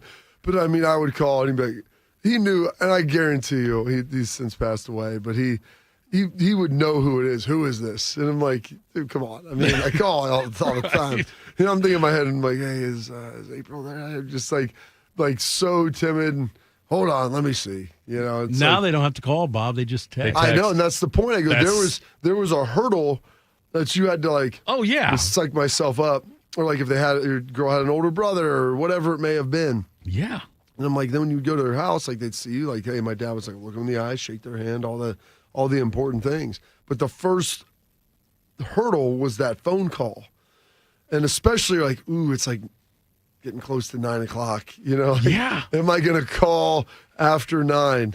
That was always something you'd look at. Like, I don't know. I mean, that's because then it's a little late, isn't it? And you're like, I'm sorry. Even if it's like a friend of yours, a question for homework, it was just brutal. Aaron has no idea in the chat. He says 8th grade player Jeff was never that. I was a player in the 8th grade. Kelsey Albertson, she was smitten with me. Okay, I'm just telling you right now. Dan's Roofing, and I still made it work. Kelsey's got 7 children now. No, she doesn't. I don't think she has 8 children. I still am friends with her on Facebook. She was a beautiful friend. Did we play What's Got You Juiced? Not yet. But we're going to, though. What's Got You Juiced? Sponsored by Billiards Plus. Find your next grill and everything you need for the master griller. Billiards Plus on Dublin Center Drive in Dublin. Oh, Bobby. Does Kelsey Albertson have you juiced too? I don't know who Kelsey Albertson is, but what's got me juiced is yesterday I got to do some dude things like I was talking about at the beginning of the show. Use my sweet winch to rip out some bushes, to help me cut down a tree. That was a lot of fun. Did most of that myself. My kids didn't really help. It was their last day of school, so they had a good time. At the Ohio Drug Summit, getting to speak there and talk to some awesome people and a lot of people in our law enforcement who are doing a great job across the state and of just trying to figure out ways to make our state, especially for our young people, safer and healthier, to make sure that they're in a good track. And that was over at the Archer Griffin Ballroom at the Ohio Union, which is just massive. I think it's the biggest ballroom in Central Ohio. Biggest. Is it really? Oh, it's huge. I didn't know that. Yeah, you can fit 800 people in there on round tables. It's crazy, crazy big. So getting the chance to do that last day of school, which my wife literally, of course, I just hate today because the kids just want to run everywhere. They've got a million things that they want to do, trying to figure out. Everyone wants to have a sleepover, this and that. And then my son, 5th grade son, Kellen, had practice. And he's like, why do we have lacrosse practice today? Why do this? I go, listen, dude, I don't want to hear about it. You're doing this, you want to travel, you want to do all these things. Like, you guys made me sign up for this last year. I'm like, and now you're doing travel and you love it and all this other things. I go, hey, buddy, life isn't fair. The things you want to do, sometimes you got to sacrifice and give up something else. It's like, when my birthday is? August 1st. You know how many times I got to celebrate my birthday between 19 and 30 years old? Like twice. Because I was in training camp the rest of the time. So just appreciate it, enjoy it, and understand if there's something that you want, sometimes it's called a sacrifice, giving up something you love for something you love even more. And so that's how it works. That's part of it. That had me juiced. And as well, heading up to the Memorial today, hopefully some of that rain at least subsides there around noon. I'm going to be up there in the morning, and Courtney's like, it's going to rain. I'm like, good. Congratulations. It won't be easier to park. There won't be as many people there. So excited to get up there and do it. Normally we were broadcasting from up there, but unfortunately that's not the case this year. We're going to get up there and see some of the friends and do that, and then have some graduation parties this weekend. And then anytime I get a chance, I always try when I'm speaking, channel my inner David Goggins. Find it in there. I reference him multiple times about doing hard things, embracing the suck. Let's hear from Dave. It's okay, brother. We'll take a day off. Maybe we'll get a pizza and watch the game. No, bro. Stop being a punk. Motivation's crap. Motivation comes and goes. When you're driven, whatever's in front of you will get destroyed. When you can find drive in your own doubt, fear, insecurities, you become very unstoppable. Motivation comes and goes. Discipline is always there. It's one of my favorites. You notice how I got 2 S's and an F out of there. Oh, yeah. Listen, he's an aggressive speaker. Very aggressive, that one. I try to give you ones that are fairly clean, Shark. I can't always... Make me work. Yeah, right. Not like having Schlegs, huh? Yeah. Right. Unfiltered. What's Schlegs got to say? Like, my forearms, they're not bad. I mean, they're solid, but my calves are terrible. So I'm just going to get those popping because I'm liking everything else right now, but I'm going to get those things going. And I did calves like 3 days in a row, and I'm just going to keep doing it. I'm just going to do it till they grow. I'm going to manually grow them. I would say this. That's factually inaccurate. His calves are still the same size they were when I met him. So he is neither a grower or a shower. It's genetics, Bob. That's all it is. I tell people that. Calves are 100% genetics. I watch guys wasting their time on calves in the workout room. I go, just spend it on something else, man. Wait, you say it's genetics, the calves? Yeah. I've never once done calf. I mean, since I was probably a sophomore in high school. Delivered papers. Yeah. And for several years, not recently, Shark, I'm talking when I was younger, when I was a boy, paper boy. I used to my calves were huge from all that work I did carrying the newspapers. I had some really nice looking calves throughout high school and early into my 20s. Yeah. I don't think it was genetic. I think I worked at it. You're telling me that's... Well, you can work at something and genetics will help it along, but there's people who it doesn't matter what they do. They're always going to look the same. And now you live a sedentary lifestyle, so your calves are atrophied and just slowly shriveled up. Drew Gooden played for the Cavs, and dead. He is alive today. Still alive. Drew Gordon gone. Yes. Giamatti gone. Drew Gooden alive. Paul alive. Paul alive. It's really hard to miss the cut at the Memorial. In a normal tournament, you have 144 or 156 golfers start, and 70 in ties. Yeah, half in ties, cut. yeah. So half the field's gone. Last year at the Memorial, 72 golfers started, 57 made the cut. The reason I say that is because Ben Griffin has played the Memorial twice. Yeah. He missed the cut both years, last 2 years. Yesterday, he shot a 7 under. Pretty darn good. I wonder if you think he can still miss the cut? Nobody knows him, Bob. But you know what? You got a future on him? He won the Colonial last week. He won the Zurich last month. This could be the Zurich in New Orleans. Zurich Classic. Well, I thought the Zurich was in Switzerland. It is. But anyway, Zurich. The guy hit 2 balls in the water yesterday and still shot a 65. That's pretty impressive. That is very impressive. So good for him. Colin Morikawa. I don't use the name Morikawa. You don't use that He's finished twice at the Memorial in the last 4 years, and he's in second place again this year. National Spelling Bee. 13-year-old Faizan Zaki. Traditional spelling. Of Allen, Texas. Became the champion when he spelled the word eclaircissement correctly. That's a donut buffet. ECLAIRCISSEMENT. And he became the champion with that word. It means that 30 of the past 36 spelling bee champions are Indian American.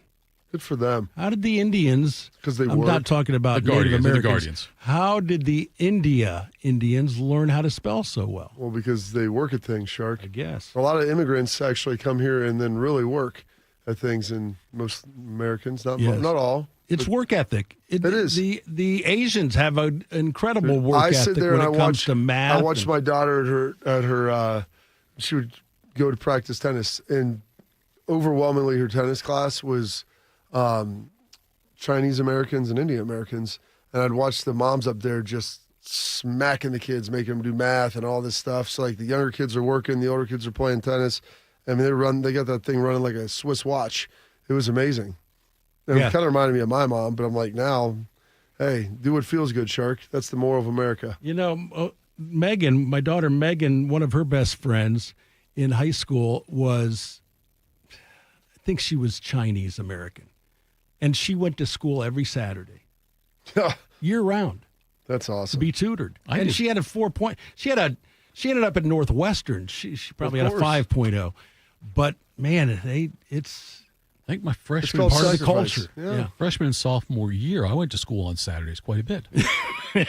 I saw that you were in the breakfast club. I was at 9 to 12. You couldn't. Oh boy, no talking. You had to sit there. Yeah, study hall. And then this doesn't have me juiced. NCAA President Charlie Baker said yesterday that the current NCAA basketball tournament formula has flaws, and it would be beneficial to give more opportunities to worthy teams. Why going 17 and 15 makes you a worthy team, I don't know. But he wants to expand the field from 68 to either 72 or 76. Let's go 96. Why stop there? Hopes to reach a decision in the next few months so we can have an expanded tournament this coming season.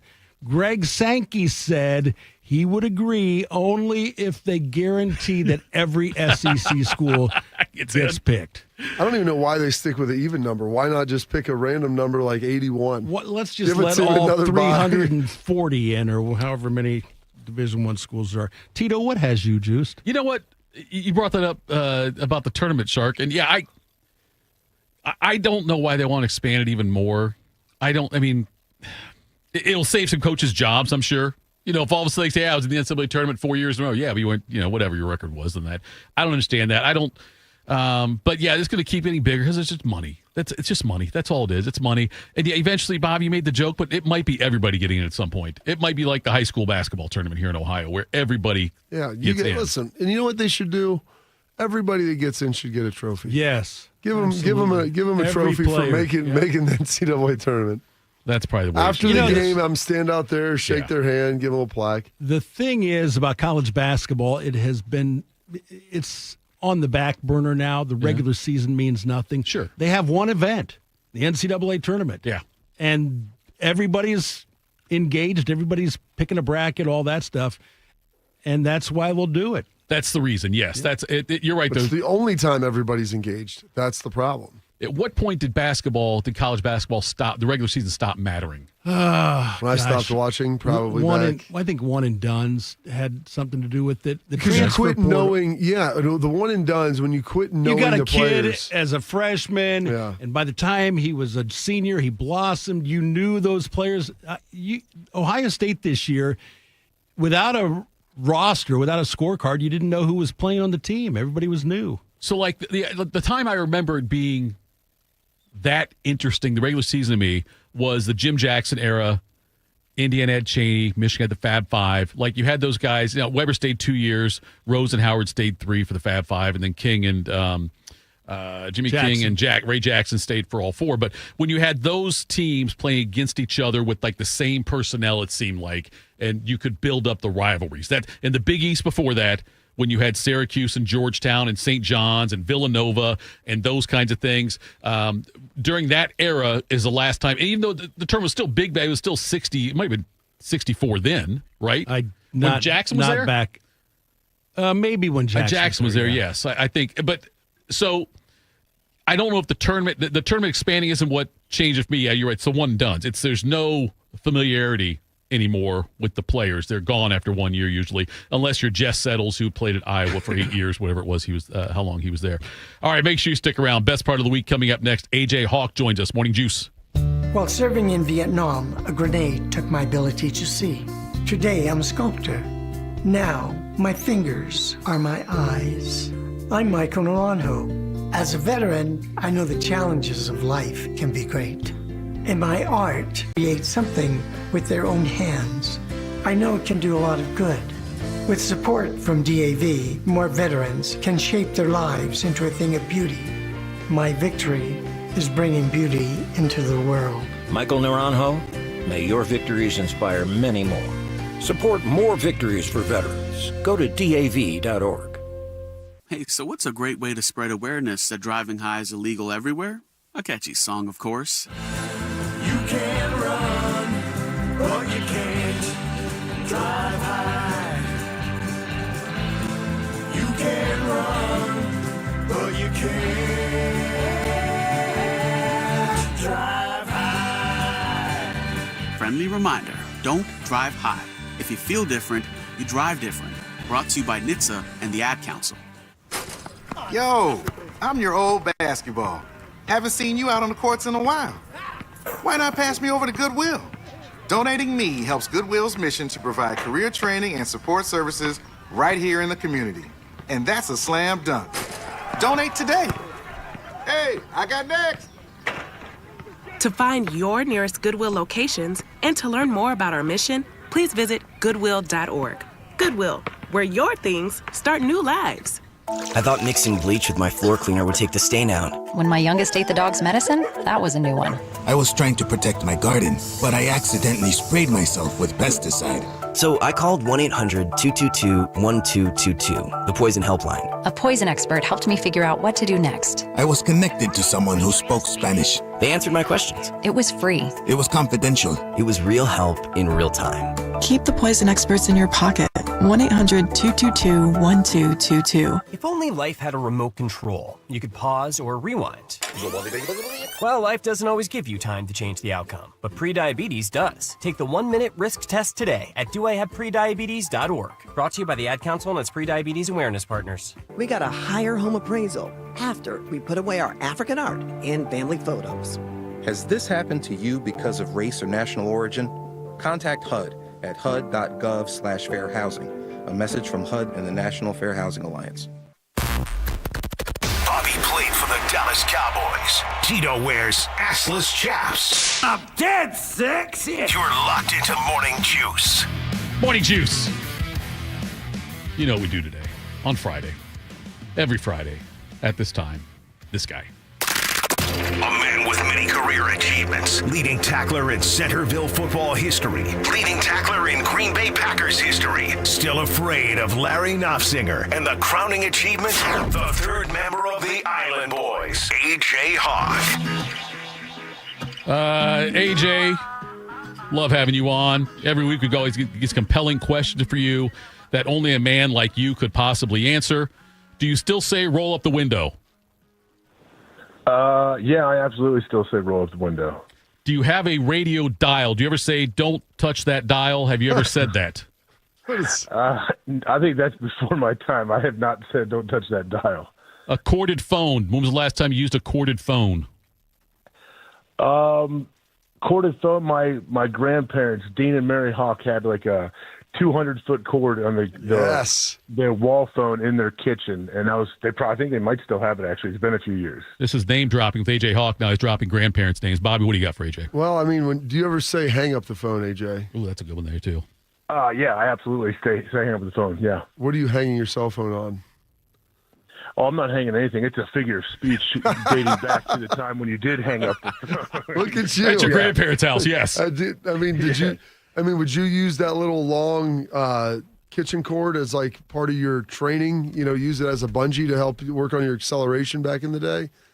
You could. I mean, I'm visualizing my grandparents' phone now. That thing was, like the long, if you wrapped it around your waist, you could probably do some like good explosive movement, some good running, like some good resistance training. So yeah, I might have to call my grandpa and ask him if he still has that phone up. So how was the last day of school for the kids? I know sometimes it goes one way or the other. It's usually a little wild. Courtney just told me yesterday that she hates the last day of school because of just the utter nonsense that it is, and everybody wants to do a million things, and the kids are exhausted by the end of the day.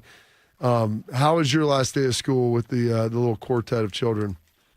It was good, but you're right. It is always chaos. I mean, we were done last week, so for us, it's like the weekend after. It's like they get done with school, and then it's like we have 3 days where it's just free reign, where we have sleepovers here. There's all kind of stuff going on. We had a big, I think last year or 2 years ago, they had a big like foam party type thing. My daughter and her friends had all kind of shaving cream and things. They were like shooting water guns at each other, and all of a sudden there's 25 people here. Like that happened 2 years ago. Oh, nice. Yeah, but it's been good. It's been, it's especially settling into like a summer routine for the kids is somewhat wild and takes some time for them to get used to, especially now that the tournament is here. I think, especially up in Dublin, like I had to drive back and forth to a couple practices last night. It took me an hour and a half to get somewhere that usually takes 15 minutes.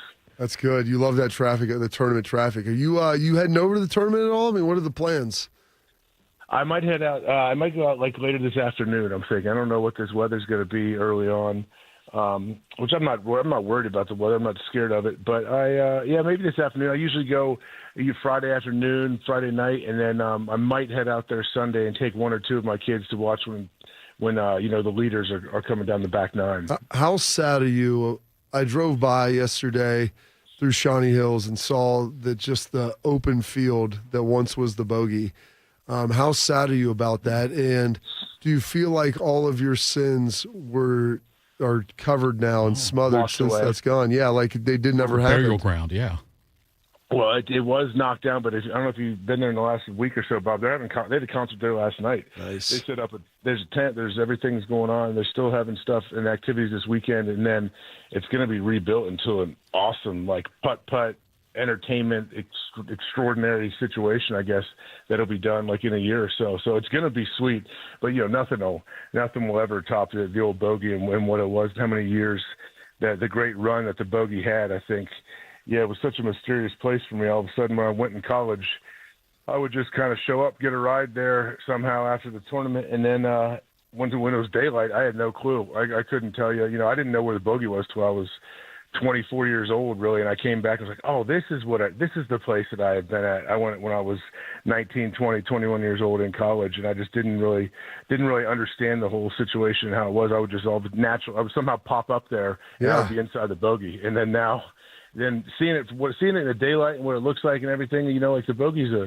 what a legendary, infamous place. I mean, even all the golfers know about the bogey. Yeah. I think a lot of them have spent some time there, whether they missed a cut or not. So what's amazing is you brought that up is when the bogey was going on during the Memorial, you only would see it at night or dusk, and it was like packed, and you'd walk out, it'd be dark, you had the tents everywhere. And AJ, like when I'd see it during the day, it was like it's a different place, like non-golf season, non-tournament time. It's like you'd go there, like that's not the same place. I know that you're telling me it is, but there's no possible way that this was where I was at, the Memorial Day week.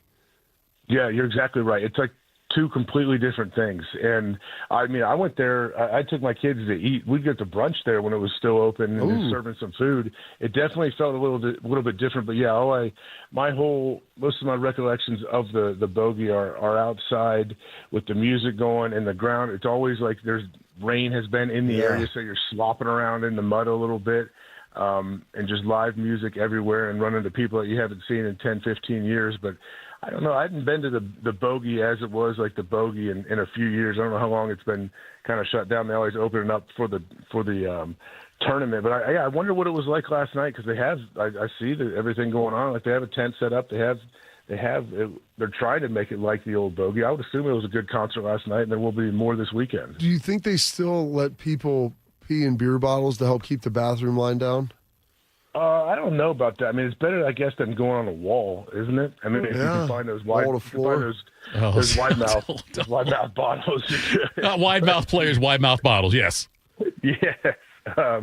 But that's the thing. Like, it was kind of a lawless place back then, 15, 20 years ago. Anything goes. My 8-year-old and 10-year-old finished up school yesterday, AJ. My wife leaves today for a long weekend in Dallas. Is that grounds for divorce?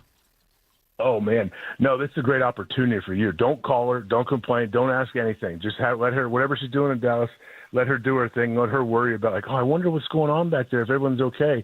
And if she calls you, don't even answer. Just, text, what's up? Having a great time out here at the parks. Kids are loving it. Don't worry. Actually extend your trip a week if you want. Just make her think that everything is 100% smooth and going great for you. That's the exact opposite of what I planned on doing, but I'm going to follow your advice, AJ. I was going to call her every hour on the hour and tell her how mad I am at her. But, okay, that's good advice. I'm going to try it, AJ, and I'm going to let you know how it works out. We talk again next Friday. I'll make sure to do that there. Bobby's on backup plan anyway. If things go south, I just call Bobby and Courtney. They'll take care of my kids.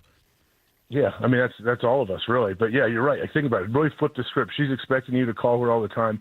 Hey, where's the bag? Where's this stuff? Right. Don't even do it. Even if you're in a full-blown – I mean, maybe if you're in the ER, you can maybe send her a text.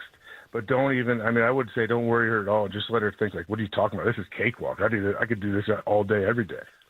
That's amazing. I love your confidence with that age, even if you're struggling. How do you ever get to do anything? I say do anything like the preparation with your daughter.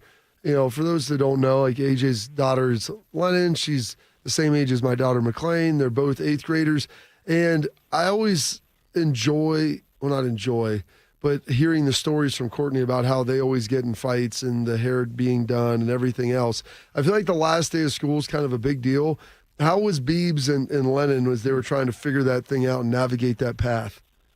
They were actually they did well. Like it's always a minute by minute situation when it comes to teenagers and kids, like how everything's going to go. But the last day was not horrendous, but like mornings getting ready for school can be a tense time. Like if everyone's not down when it's time to go and everyone's not ready and maybe they don't want to eat their breakfast or they're in a rush. But surprisingly, the last day of school was pretty solid. But from here on out, the summer's going on. She's got a lot of like McLean does. I'm sure they got a lot of sports things and practices and trainings and all of that going on. So trying to figure that out while balancing like the social life, and they want to be riding their bikes around and going to doing fun things, like trying to keep track of where they are and making sure they're safe. That's the biggest goal, I guess, in the summer. But yeah, my wife and daughter have they're not scared to express themselves and let each other know how they feel about every single situation. So I'm just an innocent bystander trying to stand there and sometimes, just kind of break it up if it gets a little too raucous. Do your kid, is Lennon the age, will she go over to the tournament? Like, do their friends, is that a thing that they do, like up in Dublin, like get together and go to the tourney?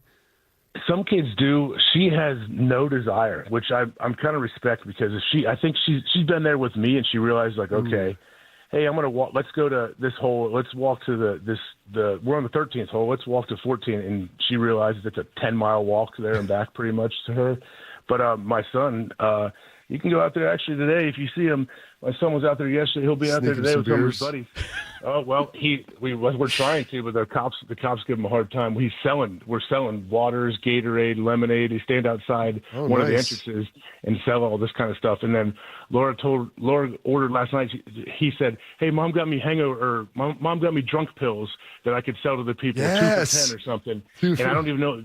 Some kind of hangover Excedrin or something that she bought that he might be slanging outside one of the entrances if you're going to the tournament today. Why stop there? I mean, he could start breaking up all kinds of little after party some party favors on the way out the door. There's party favors everywhere, Bob. Believe me, I'll gather in party favors. Be like, hey, this is for if a guy, give a little wink if you think this guy like really needs something else, and then you open another compartment of your cooler, and you got all kind of goodies and party favors. So we're seeing he's going to be out there in a little bit. We're going to be selling ponchos. We made the nice. Last night. We said, hey, let's DoorDash some ponchos. We can sell those things for $20. That's great. Ponchos. I mean, you could probably even sell some prophylactics with some enhancement products to guys. If you see a dude walking with a girl, like trying to read the relationship, hey, here you go, buddy. This might be a great opportunity. I love how this went from great parenting advice from Hawk to now he's hawking drugs and ponchos and prophylactics. Well, that's the thing. We're trying to teach real world skills here. Like we got done with the school year. That's for all the book work. Now we're trying to make sure when they go out there on their own that they're going to be good adults and they're going to be able to, going to be able to communicate and figure it out when they're actually 18. So we'll see how today goes. So do some IVs, one of the guys in the chat. doing some IVs with banana bags and some IV Zofran. So just throw it all in there, man. Get you going. This is, I like it, dude. Hendricks is going to make a fortune out there. It's cash business, buddy. We love it. Every single, the last 2 or 3 years, they got a cooler, they got a spot, and they haven't been kicked out yet. So we love it. Shark, by the way, is in charge of his mom's pills. So if you want like a variety of things, next time Shark heads up that organizer pills, he can, Will you take Henny and his friends down to the corner of Sawmill and Bethel to spend that cash later tonight? I don't know if that's going to be where we'll be tonight. It's a great cash opportunity, though. I'm sure maybe towards the end of his high school and early college life, he'll be wandering his way down there with his buddies. I don't even know where to go from this one. AJ, enjoy your experience today at the Memorial. I hope it's financially beneficial for the Hawk family, and I hope no one gets arrested, and I hope the rain comes quick and early to sell the ponchos, and it gets sunny, and all those people are stuck sweating in those. No, yes, thank you. I appreciate it. That would be great. And if you're going to be out there buying anything from my son and his buddies, bring cash. We don't use Venmo or anything like that right now. We're all cash. AJ, have a great weekend, buddy. Thanks. We'll talk again next week. All right, thanks. I'll see you. Oh, God, that took a turn, Bobby. That's the turn that you want to hear. That's the stuff that folks want. Hendricks, they got a little stand out there by one of the back entrances. People walking by. You need a water. Maybe something else. Maybe you want to keep the party going. That bogey description reminds me of Vegas. Because, in Vegas, you could be out at a casino, whatever, late night, or whatever, in a club out there. The next day you wake up, and it looks totally different. It's like, wait, we were there to win? And it's this looks nothing like what I remember. Yes, the wait staff is turned over, so it's not the same people. The stuff that we did at the bogey in the early 2000s. Rothman always says the height of it was the 90s, because that's, I think, when he was in his prime. He was at the Elephant Bar back then, too, yeah. But we would go to the bogey, and like AJ said, we would go to the tournament and then just get to the bogey. And we didn't have a car there. I'm not sure how we got there. We didn't walk, I know that. And then AJ... One time we left, and then I don't know how he got a ride with some random. There was no Uber. Some random guy took him back to campus. Yeah, right. Well, you could pull it off back. You could have done that back then. And they even went through Wendy's for me, and I got some chicken sandwiches. And then he met me at a bar on campus, and I'm like, AJ, dude, and my dad's like, those guys could have had guns on them, drugs. Like if he gets pulled over and he's in the car with them. He's like, yeah, I didn't think about any of that. You don't think about that age. And they probably could have done whatever they wanted to me. He's like, I fell asleep on 315. They woke me up when we got on lane. Just don't urinate in public in Shawnee Hills. No, don't do that. Well, public's a loose term as long as you're covered enough that you cannot be seen. You can do anything in public if it's covered. The next thing is, I go, if you got caught, then we need to do some more speed training. That's the other piece.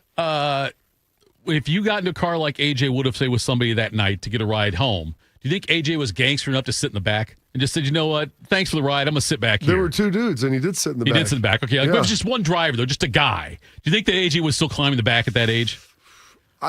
Probably not. He'd probably sit up front with him.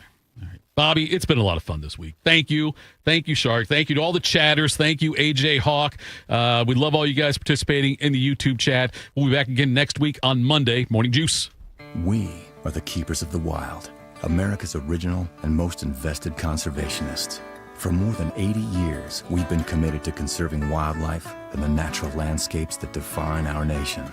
From rugged alpine ridgelines to peaceful tall grass prairies, we've supported the conservation of more than 36 million acres of American wildlands. Our funding has led to cleaner water, fresher air, and improved wildlife habitat. From abundant fish and waterfowl populations to robust deer and elk herds, nothing is more important than maintaining wild spaces for adventurers to explore and wildlife to thrive.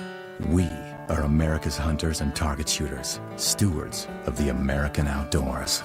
America's hunters and target shooters, along with firearm, ammunition, and archery manufacturers, have invested more than $46 billion to help state fish and wildlife agencies manage and protect wildlife and wildlands across America. For more information, visit outdoorstewards.org. My name is DeMar Hamlin. I play for the Buffalo Bills, and I play safety. CPR saved my life. I've teamed up with the American Heart Association as a national ambassador to help create a nation of lifesavers, turning bystanders into lifesavers through CPR education and access to AEDs. Nearly 3 out of 4 cardiac arrests that don't happen in hospitals happen in homes.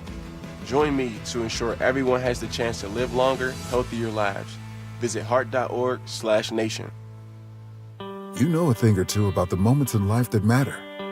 You've seized those moments to embrace joy, accomplish great things, and build meaningful relationships. Is it time now to sit back and reflect on a life well lived? Maybe. Or maybe there's more to be done. Maybe this is the most important moment you've encountered yet. By volunteering with AmeriCorps seniors, you can seize the moment, lend a hand, and get back more than you give. We connect you to local volunteer organizations with opportunities that fit your schedule and match your interests. Through AmeriCorps seniors, you can support people in times of need and make your community stronger. You can become a companion to your older neighbors, brightening their days with friendship. You can even become a mentor for young people, serving as a role model and enriching their lives. Are you ready to seize your moment? Visit AmeriCorps.gov/yourmoment and get started today. Wrinkles, gray hair, and hearing loss are common signs of getting older. But being short of breath, having tightness in your chest, coughing, and wheezing are not. If you are experiencing these symptoms, you may be one of the millions of people who are living with a condition called COPD but don't know it. Early diagnosis and treatment can add years of better breathing to your life. For more information, talk to your doctor and visit COPDFoundation.org.